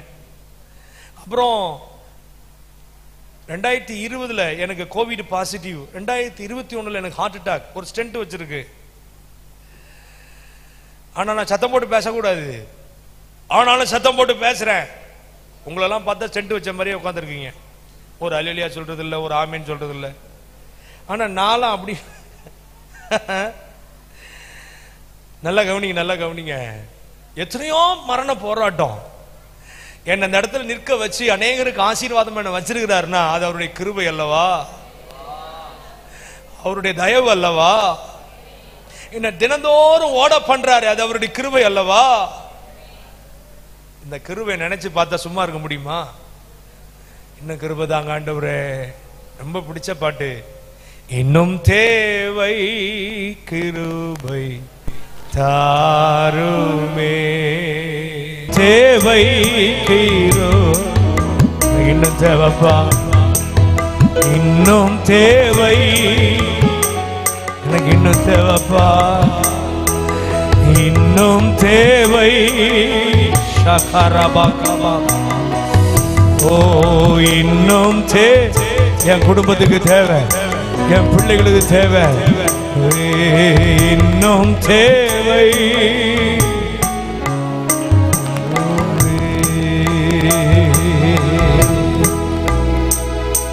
இன்னும் தேவை, இன்னும் தேவை, இன்னும் கிருபை எனக்கு தேவை. பலவீனத்தில் என் பலன் பூர்ணமாய் விளங்கும், உன் பலவீனத்தில் என் பலன் பூர்ணமாய் விளங்கும். சில பேருடைய வாழ்க்கையில் எனக்கு வயசாயிட்டு, நான் இந்த காரியத்தில் பலவீனப்பட்டிருக்கிறேன், என்னால சரியா ஓட முடியல, என்னால சரியா ஊழியம் செய்ய முடியல, ஆரம்ப நாட்கள் நல்லா செஞ்சுக்கிட்டு இருந்தேன், இப்ப என்னால முடியல. அப்படி யோசிக்கிறீங்களா?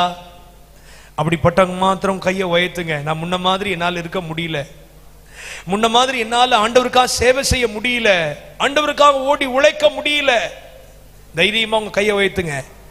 கர்த்தர் உங்கள் கரத்தை பிடிக்கிறார். சகோதரியே, கர்த்தர் உங்க கரத்தை பிடிக்கிறார். உங்களுக்கு ஒரு புதிய பலனை கர்த்தர் உங்களுக்கு கொடுக்கிறார், ஒரு புதிய சத்துவத்தை உங்களுக்கு கொடுக்கிறார். ஓ ஹல்லேலூயா. புதிய கிருபையினால் கர்த்தர் உங்களை நிரப்புவாராக. ஆமென்.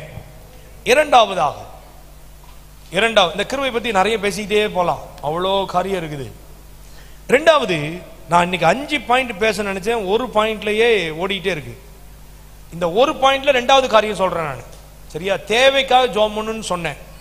அந்த தேவையில முதல் தேவை கிருபை. ரெண்டாவது தேவை என்ன தெரியுமா?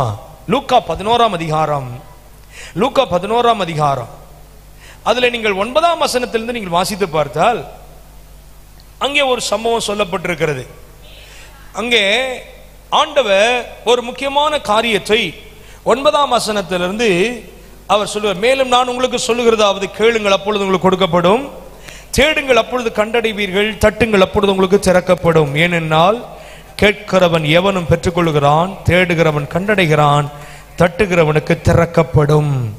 உங்களில் தகப்பனாய் இருக்கிற ஒருவனிடத்தில் மகன் அப்பத்தை கேட்டால் அவனுக்கு கல்லை கொடுப்பானோ? மீனை கேட்டால் மீனுக்கு பதிலாக பாம்பை கொடுப்பானோ? அல்லது முட்டையை கேட்டால் அவனுக்கு தேளை கொடுப்பானோ? 13ஆம் வசனம் ரொம்ப முக்கியமானது. பொல்லாதவர்களாகிய நீங்கள் உங்கள் பிள்ளைகளுக்கு நல்ல ஈவுகளை கொடுக்க அறிந்திருக்கும் போது பரம பிதாவானவர் தம்மிடத்தில் வேண்டிக் கொள்ளுகிறவர்களுக்கு பரிசுத்த ஆவியை கொடுப்பது அதிக நிச்சயம் அல்லவா? ஆண்டவராகிய இயேசு கிறிஸ்து ஒரு முக்கியமான காரியத்தை தம்முடைய பிள்ளைகளுக்கு சொல்லுகிறார். அவர் எதை சொல்றாரு? ஒரு சாதாரண ஒரு தகப்பன் தன் பிள்ளை கேட்கிறத கொடுக்கிறானே, அவன் மீனை கேட்டா கொடுப்பான் அல்லவா, அவன் முட்டையை கேட்டா கொடுப்பான் அல்லவா, அவன் என்னத்தை கேட்கிறானோ அதை கொடுப்பானே. பொல்லாதவர்களாகிய நீங்கள் உங்கள் பிள்ளைகளுக்கு இப்படிப்பட்ட மேன்மையானவர்களை கொடுக்க அறிந்திருக்கும் போது நீங்கள் ஒரு காரியத்தை ஜெபம் பண்ணா வேண்டுனா நீங்க எதுக்காக ஜெபம் பண்ணணும், அதை எப்படி ஜெபம் பண்ணா நான் கொடுப்பேன்னு சொல்றாரு. தம்மிடத்தில் வேண்டிக் கொள்ளுகிறவர்களுக்கு பரிசுத்த ஆவியை கொடுப்பது அதிக நிச்சயம் அல்லவா? இந்த காலங்களிலே நமக்கு மிக தேவையான ஒன்று பரிசுத்த ஆவியானவர். என்ன தேவை சொல்லுங்க? பரிசுத்த ஆவியானவர் எப்படி வருவாரு? ஜெபம் பண்ணணும், வேண்டணும். ஆவியினால் நிரப்பப்படுகிற அனுபவம் நமக்கு இருக்குதா? நாம் வாழ்கிற காலம் பரிசுத்த ஆவியானுடைய காலம். இந்த பரிசுத்த ஆவியானுடைய காலத்திலே பரிசுத்த ஆவியினுடைய பலத்தை பெற்றவர்களாக நாம் ஓடி முடிக்க வேண்டும். பரிசுத்த ஆவியானவர் அவர் நம்மிலே நிரம்பி இருக்கிறாரா? பரிசுத்த ஆவியினாலே நிரப்பப்பட்ட ஒரு அனுபவத்தை வாழ்றேனா? பெற்றுக்கொள்றது வேற. அதாவது 4 அளவு இருக்குல்ல, கணுக்கால் அளவு, முழங்கால் அளவு, இடுப்பு அளவு, நீச்சல் ஆழம்.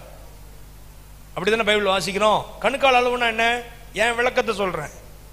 கணுக்கால் அளவுனா அது தெரிஞ்சு வச்சுக்கிறது. பிதா, குமாரன், பரிசுத்த ஆவியானவர் 3 நபர்கள் இருக்கிறாங்க. நம்ம இப்ப 3வது பரிசுத்த ஆவியானவர் காலத்தில் நம்ம வாழ்றோம். பிதாவினுடைய காலம் இருந்தது, குமாரனுடைய காலம் இருந்தது. இப்ப என்ன காலம்? பரிசுத்த ஆவியானவர் காலத்தில் வாழ்றோம். பரிசுத்த ஆவியானவர் பத்தி என்னென்னமோ படிப்பாங்க, தெரிஞ்சு வச்சுக்கிறது. அது கணுக்கால் அளவு. 2வது அளவு என்ன? முழங்கால் அளவு. ஏன் விளக்கத்தை சொல்றேன், பைபிள்ல இருக்கான்னு கேட்க கூடாது. 2வது முழங்கால் அளவுனா என்ன தெரியுமா? என்னைக்கோ நம்ம பெற்றுக்கொண்ட ஒரு அனுபவம். கர்த்தருக்கு ஸ்தோத்திரம். 1987 வருஷம் நான் நவம்பர் மாசம் கர்த்தர் என்ன அபிஷேகம் பண்ணாரு. எப்பவா? இப்படியே சொல்லிக்கிட்டு இருக்கிறது. ஏன்னா 1987 வருஷத்துல தான் நான் அபிஷேகம் பெற்றேன். கர்த்தருக்கு ஸ்தோத்திரம் உண்டாவதாக. கர்த்தர் பரிசுத்த ஆவியினால் என்னை அபிஷேகம் பண்ணினார் 1987 வருஷம். இந்த மாதிரி என்னைக்கோ பெற்ற அபிஷேகத்தை சொல்லிக்கிட்டு இன்னைக்கு எனக்கும் தேவனுக்குள்ள ஆவியானவருக்குள்ள சரியான ஐக்கியம் இல்லாம இருக்கிறது. ஆவியானவருக்குள்ள இருக்கிறாரா? போயிட்டாரா? அவர்ல நான் நிரம்பி இருக்கிறேனா? இன்னும் அந்த ஆவியானவருக்குள்ள நான் வாசம் பண்றேனா? அவர் எனக்குள்ள இருக்கிறாரா? அவர் என்னோட பேசுறாரா? ஆவியின் சத்தத்துக்கு கீழ்ப்படுகிறேனா? ஆவியானவர் சொல்றத கேட்கிற காது இருக்குதா? ஆவியானவர் என்னோட இணைப்படுகிறாரா? அது இருக்குதா என்னன்னு தெரியல. ஆனா என்னைக்கோ பெற்ற அனுபவம். இது முழங்கால் அளவு. இடுப்பு அளவுனா என்ன? 50-50, பாதி பாதி. பாதி ஆவியானவருக்கு, பாதி உலகத்துக்கு. பாதி வேத வசனத்தின் படியில வாழ்றது, பாதி தான் இஷ்டப்பட்டு நடக்குது. இது 50-50 வாழ்க்கை. நிறைய கிறிஸ்தவங்க அப்படிதான். பாஸ்டர் எங்க சொந்தக்காரங்களாம் சொல்லிட்டாங்கன்னு அப்படி போயிடுறது. இங்க வந்தா அப்படி பரிசுத்தவான் மாதிரியே உட்கார்ந்துருப்போம் நம்ம இல்ல. உலகத்தான் போல வாழ்றது கொஞ்சம், அப்புறம் ஆண்டவருக்குள்ள வாழ்றது கொஞ்சம். சபைக்கு வந்துட்டா வேற, வெளில போனா வேற. சில பேருக்கு வசனம் கிடைக்கவே மனசுல வராது, சும்மா தான் வீட்டில் உட்காந்துருப்பாங்க. நீங்க நம்ம சபை விசுவாசி வீட்டில் போய் பாருங்க, சும்மாவே உட்காந்துருப்பாங்க. ஊழியர்களை போய் பாருங்க, சும்மா தான் வீட்டில் உட்காந்துருப்பாங்க. 50-50 வாழ்க்கை. ஆனால் நீச்சல் ஆழம்னு ஒண்ணு இருக்கு. என்ன ஆழம் இருக்கு சொல்லுங்க? நீச்சல் ஆழம்னு. அது என்னன்னா முழுவதும் பரிசுத்த ஆவியானவர் நம்மை ஆட்கொள்ள வேண்டும். பரிசுத்த ஆவியானவர் என்ன செய்யணும்? நம்மளை ஆட்கொள்ளணும், நம்மளை நிரப்பணும். பரிசுத்த ஆவியானவர் என்னை ஆட்கொண்டிருக்கிறாரா? இப்ப நான் உங்களுக்கு இப்படி சொல்றேன். இப்ப நம்ம ஒரு தொட்டிலையோ அல்லது ஒரு குளத்திலையோ போய் நம்ம நிற்கும் போது கணுக்கால் அளவு, முழங்கால் அளவு, இடுப்பு அளவு இது வரல நம்ம என்ன செய்யலாம்? தொட்டியில நம்ம நிக்கலாமா? இது வரலும் இடுப்பு அளவு வரல என்ன செய்யலாம்?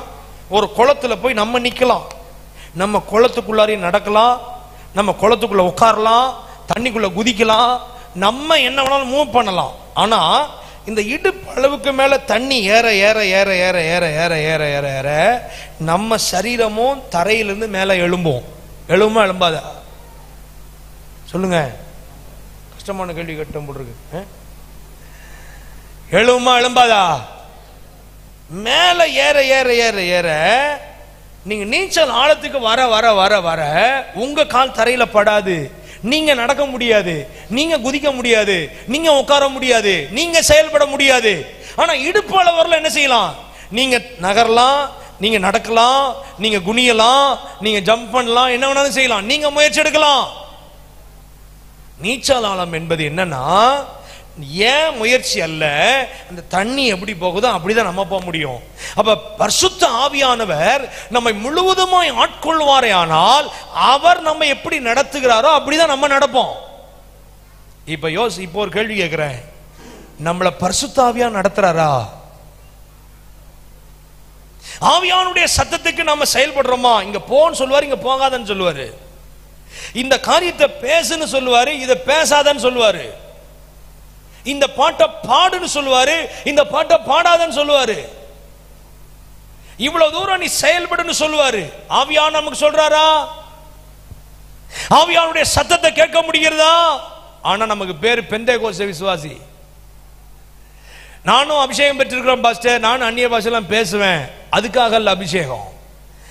ஆவியானவர் எவர்கள் தேவனுடைய ஆவியினாலே நடத்தப்படுகிறார்களோ அவர்கள் தேவனுடைய புத்திரராய் இருக்கிறார்கள். ஆவியினால நடத்தப்படுற ஒரு அனுபவம் இருக்கா? பரிசுத்த ஆவியானவருக்கு 5 தன்மைகள் இருக்குது. ஒன்று, பரிசுத்த ஆவியான் தண்ணி கோப்பனையா சொல்லப்பட்டிருக்கிறது. எதுக்கு தண்ணி எதுக்கு யூஸ் பண்ணுவாங்க? வேதத்தில் வாசிக்கிற வறண்ட நிலத்தின் மேல் அவர் ஆறுகளை போல ஊற்றப்படுகிறார். அவாந்தர வெளியிலே அவர் தண்ணீரை போல ஊற்றப்படுகிறார். தண்ணி எதுக்கு? நம்மளை சுத்திகரித்துக் கொள்வதற்கு, நம்மளை கழுவுவதற்கு தண்ணி பயன்படுகிறது. இரண்டாவது, பரிசுத்த ஆவியான் காற்று கொப்பனையாய் சொல்லப்பட்டிருக்கிறது. அப்போஸ் 2ஆம் அதிகாரத்தில் பரிசுத்த ஆவியான் ஊற்றப்படும் பொழுது பலத்த காற்றடிக்கிற முழக்கம் போல அவள் உட்கார்ந்த வீடு முழுவதையும் நிரப்பிற்று. அப்படின்னு என்ன அர்த்தம்? காற்று எல்லா இடங்களிலும் நிரம்பி இருக்கும். பரிசுத்த ஆவியானவர் நம்ம வாழ்க்கை முழுவதும் அவர் நிரம்பி இருக்கணும். எப்படி இருக்குன்னு சொல்லுங்க? நம்ம வாழ்க்கை முழுவதும் பரிசுத்த ஆவியினாலே நிரப்பப்பட்டிருக்கணும். காற்று எல்லா இடத்திலும் இருக்குது போல காற்றாய் அவர் நம்மளே நிரம்பி இருக்க விரும்புகிறார். ஏதோ ஒரு பாற்றில் அல்ல, ஏதோ ஒரு சூழ்நிலையில் அல்ல, பரிசுத்த ஆவியான் நம்ம முழுவதுமா நிரப்பணும். மூன்றாவது, பரிசுத்த ஆவியானவர் புறா கோப்பனையாய் சொல்லப்பட்டிருக்கிறது. பரிசுத்த ஆவியானவர் இயேசு ஞானஸ்நானம் எடுத்து கரையேறின உடனே புறாவை போல் அவர் மேல் வந்து இறங்கினார். புறா எதுக்கு ஒப்பனையா சொல்லப்பட்டிருக்கிறது? அதற்கு பிச்சு இல்லை, அதற்கு கசப்பு இல்லை, குணத்தை கபடற்ற அந்த புறா அப்படி சொல்லப்பட்டிருக்கு. புறா எதை குறிக்கிறது? குணத்தை குறிக்கிறது. பரிசுத்த ஆவியா நமக்குள்ள வரும் பொழுது நமக்குள்ள குணமாற்றம் உண்டாகும், நம்முடைய சுபாவங்கள் மாறும். தெய்வீக சுபாவங்கள் பரிசுத்த ஆவியானவரால் நாம் பெற்றுக்கொள்ள முடியும். விட முடியாத பாவங்கள் நம்மை விட்டு விலகும். அவர் பாவத்தை குறித்து நீதியை குறித்து கண்டித்து உணர்த்துகிறவர் அந்த பரிசுத்த ஆவியானவர். இந்த பரிசுத்த ஆவியானவர் நம் சுபாவங்களிலே ஒரு மாற்றம் கொடுக்கிறார். புறாவை போல நம்ம இறங்குகிறார். ஆமென். நான்காவது, பரிசுத்த ஆவியானவர் தைலத்திற்கு ஒப்பனையாய், எண்ணெய்க்கு ஒப்பனையாய் சொல்லப்பட்டிருக்கிறது. இந்த தைலம், இந்த எண்ணெய் எதை குறிக்கிறது? ஒரு மனிதனை ராஜாவாக்குவதற்கு, தீர்க்கதரிசியாய் மாற்றுவதற்கு, ஆசாரியனாக்குவதற்கு, அவர்களை அதிகாரப்படுத்துவதற்கு அவர்கள் மேல் தைலம் வார்க்கப்படுகிறது, எண்ணெய் வார்க்கப்படுகிறது.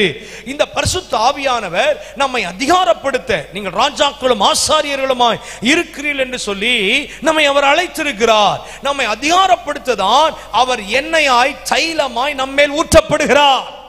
அல்லேலூயா, அல்லேலூயா.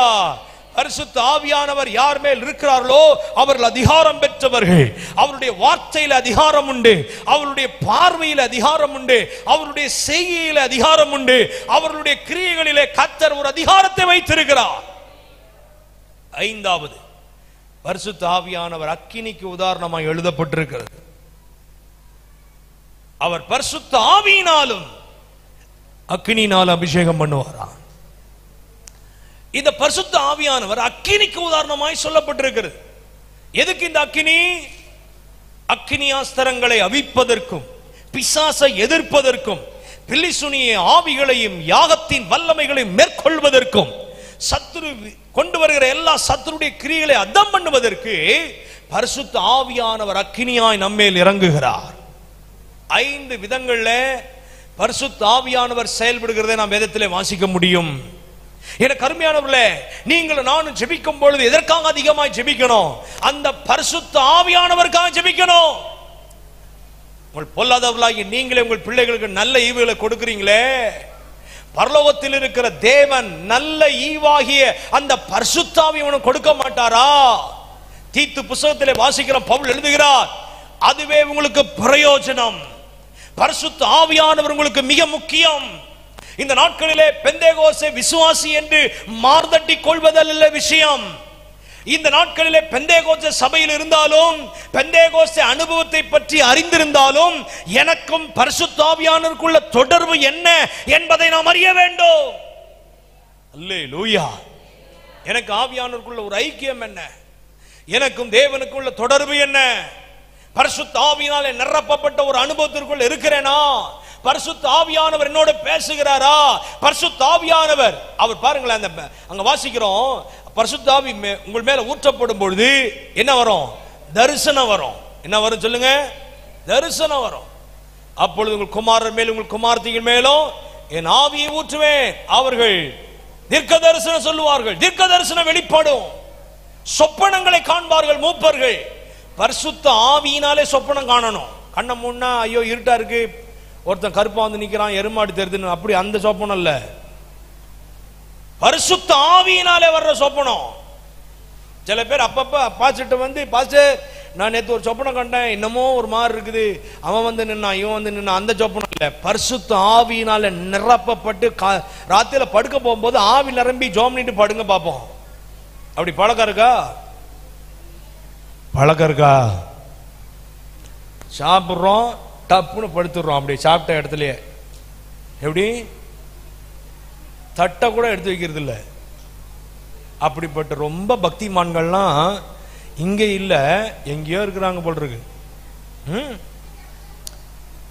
ராத்திரில படுக்கும் போது பரிசுத்த ஆவியினால் நிரப்பப்பட்டு ஆவிக்குள்ள அப்படி இருந்து ஜெபம் பண்ணி படுக்கிறோமா? தரிசனம் வருதா? ஆண்டவருடைய சத்தத்தை கேட்க முடிகிறதா? சொப்பனம் வருதா? ஆண்டவர் நம்மகிட்ட பேசுறாரா? தானியேல் புத்தகத்தில் வாசிக்கிற மறைபொருளை வெளிப்படுத்துகிற பரலோகத்தில் இருக்கிற தேவன் கடைசி நாட்களில் சம்பவிப்பதை ராஜாவாகிய நேபுகாத்நேச்சாருக்கு தெரிவித்திருக்கிறார் என்று தானியேல் சொல்லுகிறான். நம்முடைய தேவன் யார் தெரியுமா? கடைசி நாட்களிலே சம்பவிக்கிறதை தெரிவிக்கிறவர். பரிசுத்த ஆவியினால் நிரப்பப்படும் பொழுது தேவன் தேசத்தில் நடக்க போகிறதை நம்மோடு பேசுவார். நம் குடும்பத்தில் நடக்கிறது ஆண்டவர் நம்மோடு பேசுவார். நம் சபையிலே கர்த்தர் செய்ய போகிற காரியங்களை நம்மோடு பேசுவார்.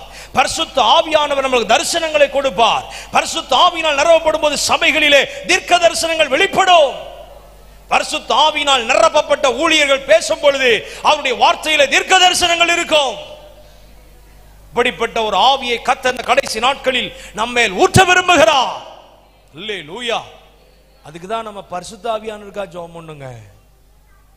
நம்ம நிறைய பிரசங்கம் கேட்டோம். நாகர்கோயில்ல எல்லா லீவ்லையும் ஒரு கன்வென்ஷன், எல்லா லீவ்லையும் ஸ்பெஷல் மீட்டிங், எல்லா லீவ்லையும் மீட்டிங்கு. அங்க நடக்கும் 10 கூட்டங்கள் ஒரே ஊர்ல நடக்கிறது இந்த ஊர்ல தான் இல்ல. பிரசங்கத்துக்கு பஞ்சம் கிடையாது, பாட்டுக்கு பஞ்சம் கிடையாது, ஆராதனைக்கு பஞ்சம் கிடையாது, மியூசிக்கு பஞ்சம் கிடையாது, சர்ச்சுக்கு பஞ்சம் கிடையாது. தெருவுக்கு 10 சர்ச்சு இருக்கும்.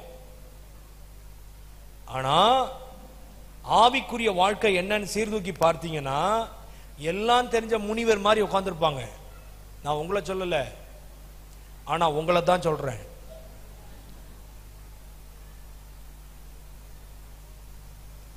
நம்ம வாழ்க்கை அப்படி போயிடுச்சு. நானே எத்தனையோ சபைகளுக்கு போறேன், எத்தனையோ ஸ்தாபனங்களிலே போய் பிரசங்கிக்கிறேன். ஆண்டவருடைய கிருபையினால எல்லா ஸ்தாபனங்களிலேயும் எல்லா பெரிய பெரிய கன்வென்ஷன்லையும் பேசுறதுக்கு ஆண்டவனுக்கு கிருபை கொடுத்தாரு. அது ஒரு பெரிய கிருபை, அதுல ஒரு பெருமையும் கிடையாது. அது ஆண்டவருடைய பெரிய தயவு தான். ஆனா நம்ம ஆவிக்குரிய வாழ்க்கையை சீர்தூக்கி பார்க்கும் பொழுது ஆண்டவர் என்னிலே மகிழ்ச்சியா இருக்கிறாரா? வேதத்துல ஒரு வசனம் தெரியுமா? மணவாளன் மணவாட்டியின் மேல் மகிழ்ச்சியா இருப்பது போல நம்முடைய தேவன் நம்ம மேல எப்படி இருக்கணுமா? மகிழ்ச்சியா இருக்கணும். நெஞ்சில கை வச்சு சொல்லி பாருங்க, ஆண்டவர் என்னிலே மகிழ்ச்சியா இருக்கிறாரா? அப்படி ஒரு கேள்வி கேளுங்க. ஆண்டவர் என்னைக்குள்ள திருப்தியா இருக்கிறாரா? சில பேர் சில குடும்பத்தில் இருப்பாங்க, ஆனா திருப்தியா இருக்க மாட்டாங்க தெரியுமா? ஐயோ ஏன்டா இந்த குடும்பத்தில் பிறந்தேன், ஐயோ இவங்களுக்கு போய் பிள்ளை ஆயிட்டேனே, இவங்களுக்கு போய் இந்த பிள்ளையை பெத்தனே, அல்லது இந்த வேலை கிடைச்சிட்டே, திருப்தியா இருக்காது. ஏன்? இப்ப ஆண்டவர் நமக்குள்ள இருக்கிறாரு, நம்மில் அவர் திருப்தி இருக்கிறாரா? திருப்தியா இருக்கிறாரா? அப்படி கேள்வி கேட்கிறீங்களா என்னைக்காவது? ஆண்டவரே நீர் எனக்குள்ள இருக்கிறீர், எனக்குள்ள இருக்கிறீர் நம்பிக்கை இருக்கா?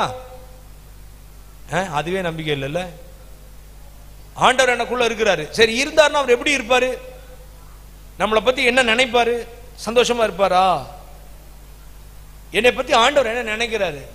என்னைக்காவது ஒரு கேள்வி கேட்டிருக்கோம் ஆண்டவர்கிட்ட போய், ஆண்டவரே நீர் என்னை பத்தி என்ன நினைக்கிறீர் அப்படி என்னங்க கேட்டிருக்கோமா? ஆண்டவர் இயேசு இந்த பூமியில வாழ்ந்தப்ப சீஷர்கள்ட்ட கேட்கிறாரு, ஜனங்கள் என்ன யாருன்னு நினைக்கிறாங்க? நம்ம அப்படி கேட்க மாட்டோம், என்ன யார் நினைச்சிட்டு இருக்க அப்படி கேட்போம் இல்ல. கேள்வி ஒண்ணுதான், ஆனா கேட்கிற விதம் தான் வேற. இயேசு கேட்டாரு, ஜனங்கள் என்னை யார் என்று நினைக்கிறார்கள் அப்படி கேட்டார். அது ஒரு தன்மையான வார்த்தை. ஆனா நம்ம அப்படி கேட்க மாட்டோம், என்ன யார் நினைச்சிட்டு இருக்க தெரியும், பிச்சு போடும் பிச்சு அப்படி சொல்லுவோம் நம்ம இல்ல. நீங்க என்னைக்காவது நம்ம இயேசுநாதர்ட்ட போய் கேட்டிருக்கோமா, ஆண்டவரே நீங்க என்ன யாருன்னு, நான் எப்படி இருக்கிறேன், என்னை எப்படி நீங்க எப்படி என்ன நினைக்கிறீங்க என்னை பத்தி, என்ன நீ திருப்தியா இருக்கிறீரா? Are you satisfied with me O lord? என்னிலே நீர் மகிழ்ச்சியா இருக்கிறீரா? நான் உங்களுடைய சித்தத்தின் மையத்தில் தான் இருக்கிறேனா? என்னைக்காவது நம்ம கேட்கிறோமா? பரிசுத்த ஆவியானவரால் நிரப்பப்பட்ட ஒரு அனுபவத்திற்குள்ளே ஒரு மனுஷன் இருக்கும் பொழுது அவன் பரலோகத்தை சந்தோஷப்படுத்துகிற தேவனை சந்தோஷிப்பிக்கிறவனா இருப்பான். அதனால்தான் 46ஆம் சங்கீதம் 4ஆம் வசனம் 5ஆம் வசனத்தை நீங்க வாசிக்கும் பொழுது, ஒரு நதி உண்டு, அது நீர்க்கால்கள் தேவனுடைய நகரத்தையும் உன்னதமானவர் வாசம் பண்ணும் பரிசுத்த ஸ்தலத்தை சந்தோஷிப்பிக்கும். தேவன் அது நடுவில் இருக்கிறார், அது அசையாது. அதிகாலையிலேயே தேவன் அதற்கு சகாயம் பண்ணுவார். அது பரலோகத்தை சந்தோஷிப்பிக்கிற நதி, அது அசையாது. அதிகாலையிலேயே தேவன் அதற்கு கிருபையை கொடுப்பார், சகாயம் பண்ணுவார். அது பரலோகத்தை சந்தோஷிப்பிக்கிற நதி. நாம் பரலோகத்தை சந்தோஷப்படுறோமாங்க?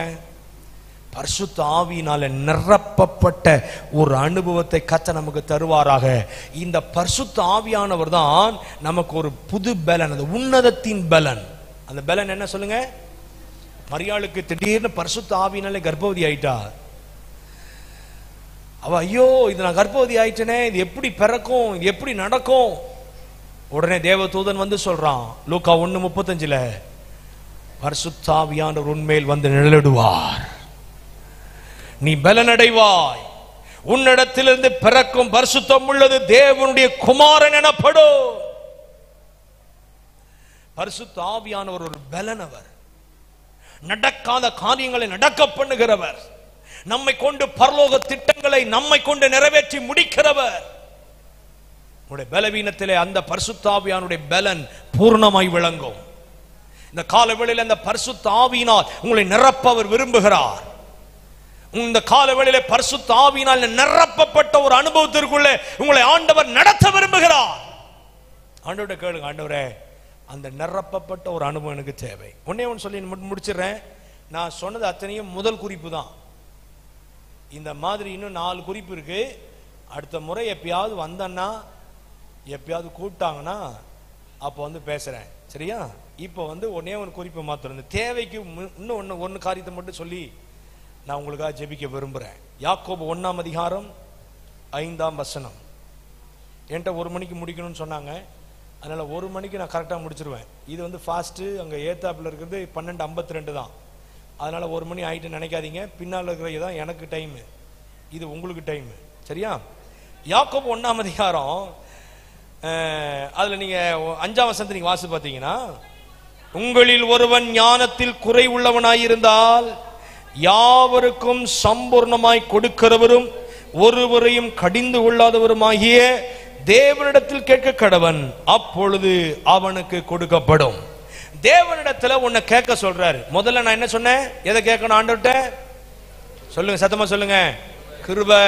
2வது பரிசுத்த ஆவியானவர்.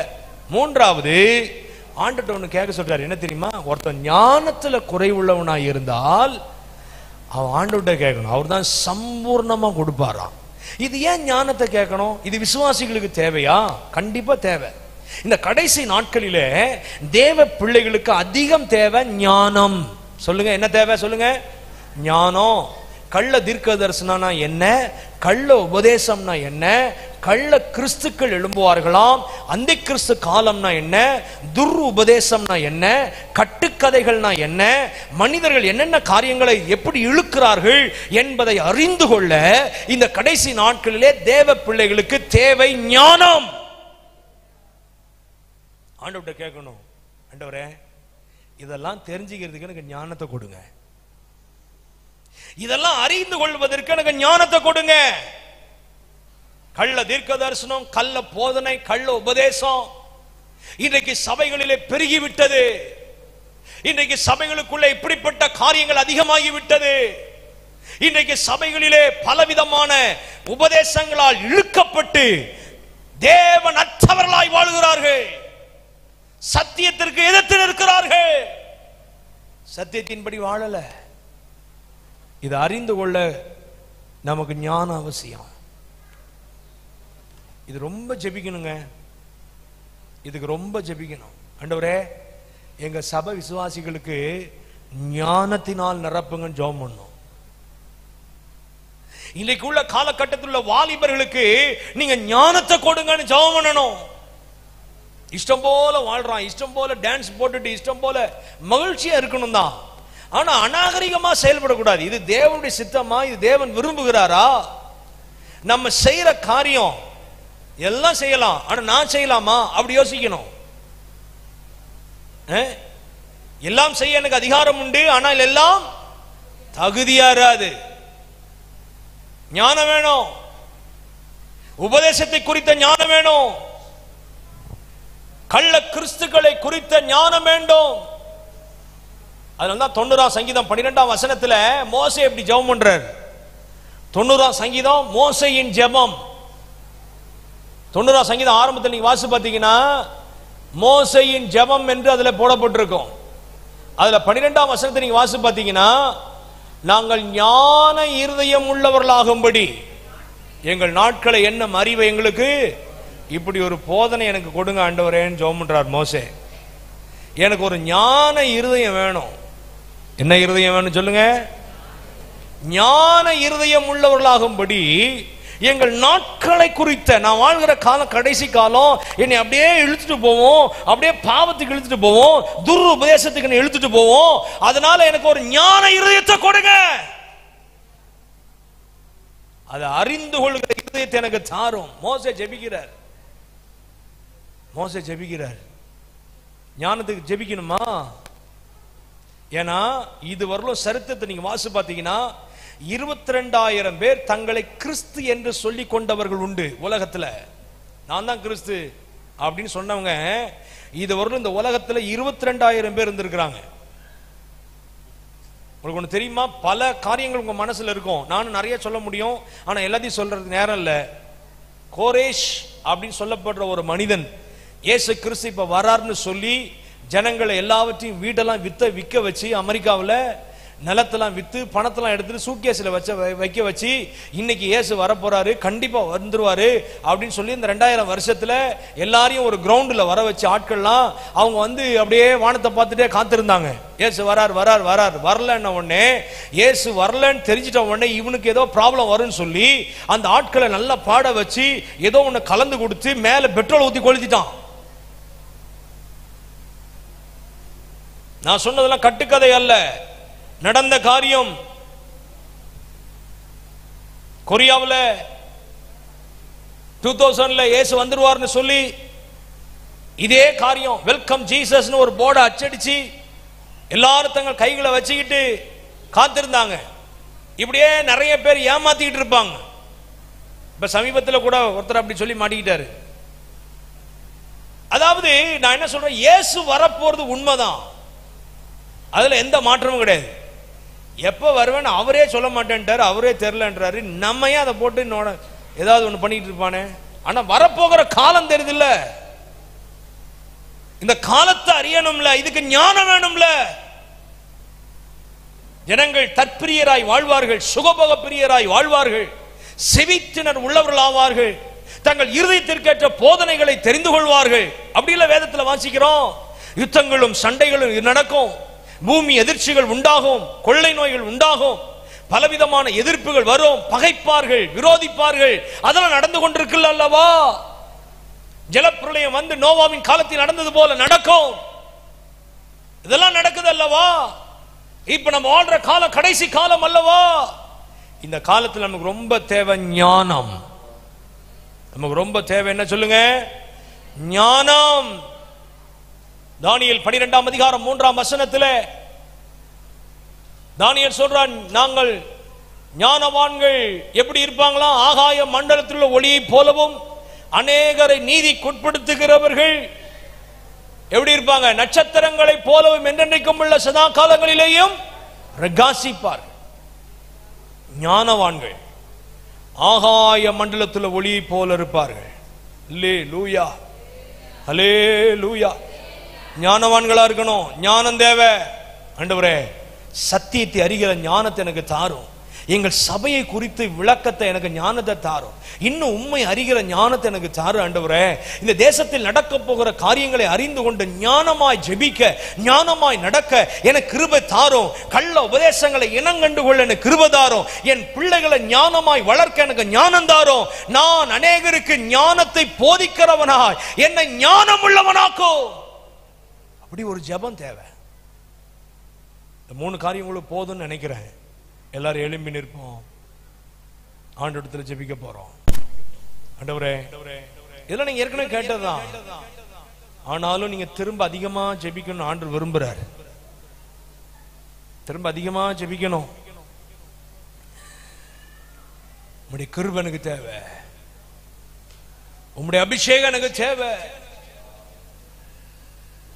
தம்மிடத்தில் வேண்டிக் கொள்ளுவர்களுக்கு பரிசுத்த ஆவியை கொடுப்பது அதிக நிச்சயம் அல்லவா? ஒருவேளை இந்த இடத்துல யாராவது நீங்கள் பரிசுத்த ஆவியின் அபிஷேகத்தை பெறாவிட்டால், கர்த்தர் இன்றைக்கு ஆண்டவரிடத்தில் ஜெபிக்கும் பொழுது அவர் உங்களை நிரப்புவார். ஒருவேளை ஏற்கனவே பரிசுத்த ஆவியின் அபிஷேகத்தை பெற்றதை இழந்து போயிருப்பீர்களே, ஆனால் ஆண்டவரிடத்தில் ஜெபம் பண்ணுங்க. ஆண்டவரே, அதை இழந்துட்டேன்ப்பா, அந்த ஆவியினால் நிரப்பப்பட்ட ஒரு அனுபவம் என்னை விட்டு போயிட்டு, என்னை மன்னிச்சிருங்கப்பா, என்னை திரும்ப உம்முடைய ஆவியினால் நிரப்புங்கன்னு சொல்லுங்க. உம்முடைய கிருபை எனக்கு கொடுங்கன்னு சொல்லுங்க. உம்முடைய ஞானத்தை எனக்கு தாரும்னு சொல்லுங்க. கண்ணை மூடி நல்ல சத்தத்தை உயர்த்தி ஜெபம் பண்ணுங்க. சிஸ்டர், பிரதர், சத்தத்தை உயர்த்தி ஜெபம் பண்ணுங்க. நீங்க இப்ப ஜெபிக்கிறது தான் விஷயமே இருக்குது. நீங்க ஜெபிக்கிறது தான் இப்ப காரியமே இருக்குது. ஏதோ கேட்டுட்டு போற சத்தியம் அல்ல இது. ஏதோ நல்லா இருந்துச்சுன்னு சொல்றதுக்கு அல்ல. ஆண்டவரே, எனக்கு இது தேவை, கிருபை தேவை, எனக்கு அந்த அபிஷேகம் தேவை, எனக்கு அந்த ஞானம் தேவை. ஆண்டவரிடத்துல கேட்டாதான் அது கிடைக்கும். கிருபை கேட்டாதான் கிடைக்கும். பரிசுத்த ஆவியானவர் வேண்டிக் கொள்ளும் போதுதான் தருவாரு. ஓ, அந்த ஞானத்தை கர்த்தரிடத்துல கேட்டாதான் அவர் தருவாரு. ஆண்டவர் இன்றைக்கு உங்களை தம்முடைய ஆவியினால் நிரப்ப விரும்புகிறார். அந்த கிருபை உங்கள் மேல் பொழிந்தள்ள விரும்புகிறார். எல்லா சின்ன பிள்ளைங்க எல்லாம் கண்ணை மூடி நல்லா ஜெபம் பண்ணுங்க. எல்லா சின்ன பிள்ளைங்களும் ஜெபம் பண்ணுங்க. ஆண்டவரே, எனக்கு ஞானம் தாருன்னு சொல்லுங்க. சின்ன பிள்ளைங்க கண்ணை மூடுங்க. எல்லாரும் இங்க இருக்கிற எல்லாருமே சின்ன பிள்ளைங்க நேரம் திரும்புங்க. நல்லா ஜெபம் பண்ணுங்க. ஆண்டவரே, எனக்கு ஞானம் தார், எனக்கு கிருபை தாரும், என்னோட பேசுங்க, எனக்கு அந்த அந்த அபிஷேகத்தை என் மேல வைங்க சொல்லுங்க. வாயை திறந்து ஜெபம் பண்ணுங்க. கண்ணை மூடி ஜெபம் பண்ணுங்க. ஒரு ஆயில் அங்கேயும் நடக்கூடாது. நல்ல நல்ல நல்ல வாய்களை திறந்து, ஓ ஹல்லேலூயா, பரிசுத்த ஆவியானவர் நம்மை ஆட்கொள்ளுவாராக. சத்தத்தை உயர்த்தி பலத்தோட ஜெபம் பண்ணுங்க. பலத்தோட ஜெபம் பண்ணுங்க. உங்க சத்தம் கேட்கட்டும். உங்க சத்தம் கேட்கட்டும். இந்த ஆலயம் முழுவதும் உங்க சத்தம் கேட்கட்டும். ஜெபம் பண்ணுங்க.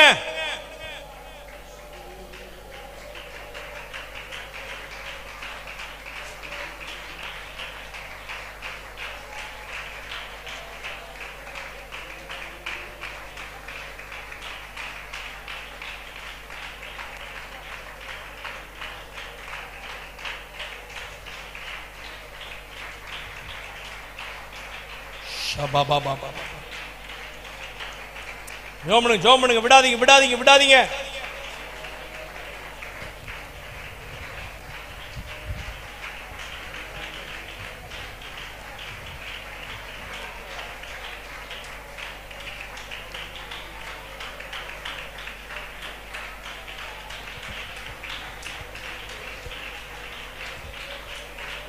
கர்த்தர் தம்முடைய கிருபை உங்கள் மேல் பொழிகிற நேரம் இது. கர்த்தர் தம்முடைய ஆவியினால் உங்களை நிரப்புகிற நேரம். கர்த்தர் பரலோகத்திலிருந்து ஞானத்தை சம்பூர்ணமாய் நம்மேல் பொழிகிற நேரம் இது. ஷபபபபம கதரபகபதனமன ரிகதனமன ஷந்துரபலதியா கரபா ரிபகபரஹந்தரலமஷ்யா.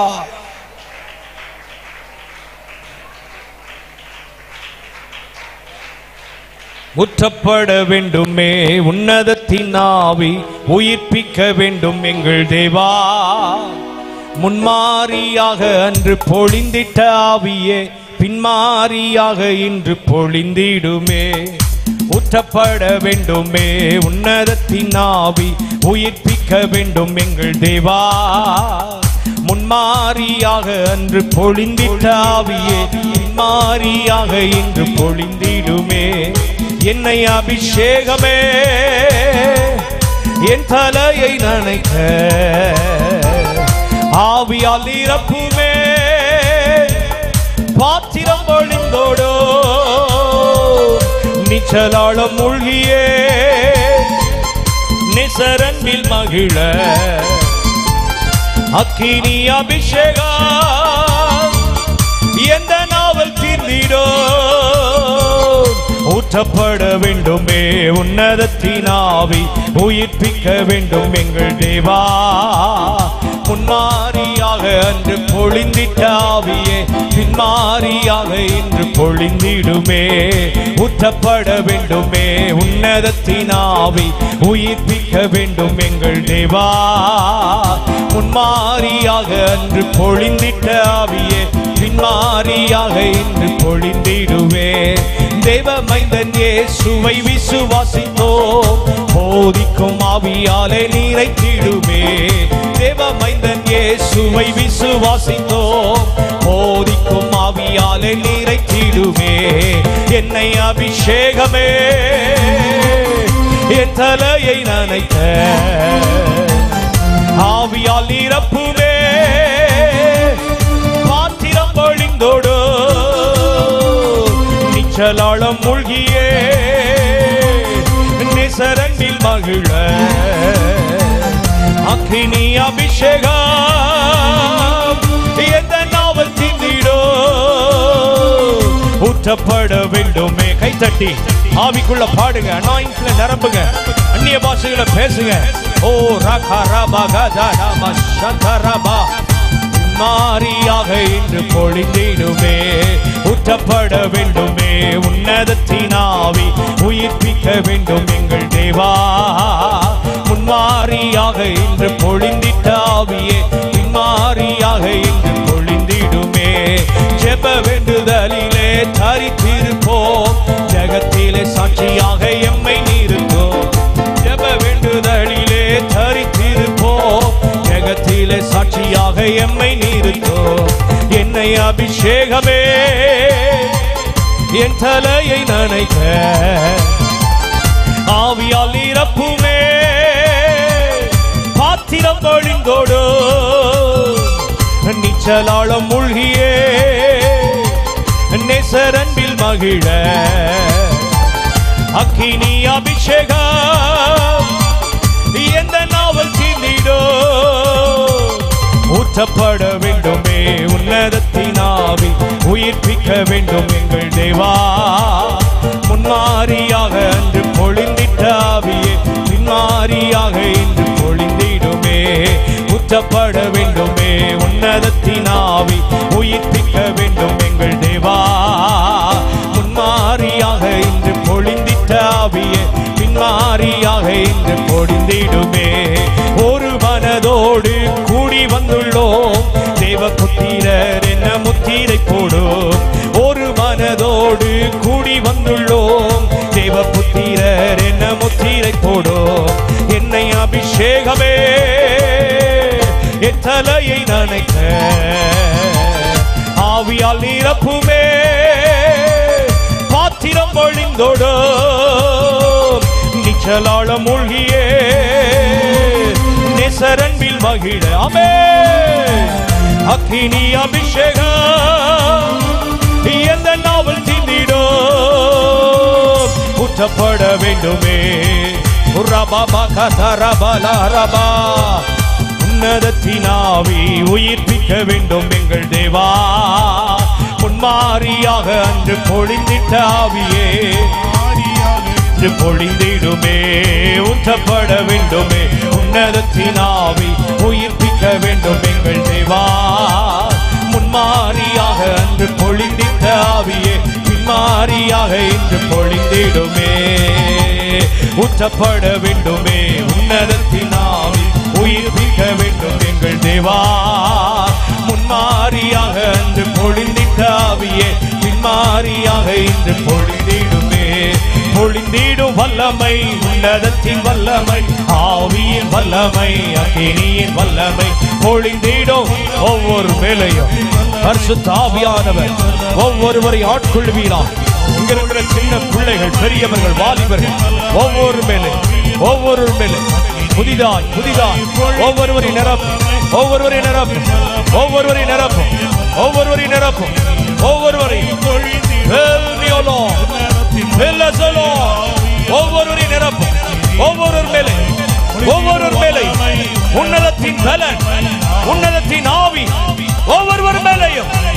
அபகபலமா உரபகதனமா வல்லமை அக்கினியின் வல்லமை பொழிந்திடும் வல்லமை உன்னதத்தின் வல்லமை ஆவியின் வல்லமை மாம்சமான யாவர் மேலோ ஆவியை ஊற்றுவேன் என்றே மாம்சமான யாவர் மேலோ ஆவியை ஊற்றுவேன் என்றே முப்பர் வாலிபர் யாவரோ தீர்க்க தரிசனம் சொல்வாரே ஆமென். ஒரு தீர்க்க தரிசன அபிஷேகம் ஒவ்வொரு மேல இறங்கட்டும், எங்கள் மேல இறங்கட்டும். தீர்க்க தரிசன அபிஷேகம் இறங்கட்டும். ஓ ராகபா ஷகரபலாதியா தரிசனங்கள் காண்பார்களா, சொப்பனங்களை காண்பார்களா. இந்த கடைசி நாட்களிலே மறைபொருள்கள் வெளிப்படுவதா, தேசத்தை குறித்த காரியங்களை கர்த்தர் பிள்ளைகள் போல பேசுவீரா. அக்கினி விழுவதா, ஒவ்வொரு மேலையும் அக்கினி விழட்டும். சபைகளில் அக்கினி விழட்டும். ஆவியானுடைய ஆளுகை பலமாய் கிரியை செய்வதாக. ஞானத்தின் ஆவியினால் நிரப்புங்கப்பா, ஞானத்தின் ஆவியினால் நிரப்புங்க, ஒவ்வொருவரையும் நிரப்புங்க. இந்த கடைசி நாட்களிலே சத்துருவை இனங்கண்டு கொள்ளுகிற கள்ள உபதேசங்களை அறிகிற அந்த ஞானத்தின் ஆவியினால் நிரப்புவீராக, நிரப்புவீராக. கிருபையினால் நிரப்புங்க, கிருபையினால் நிரப்புங்க. ஓரா பாபா ஷேகரா மேகதனா சந்துராதியா.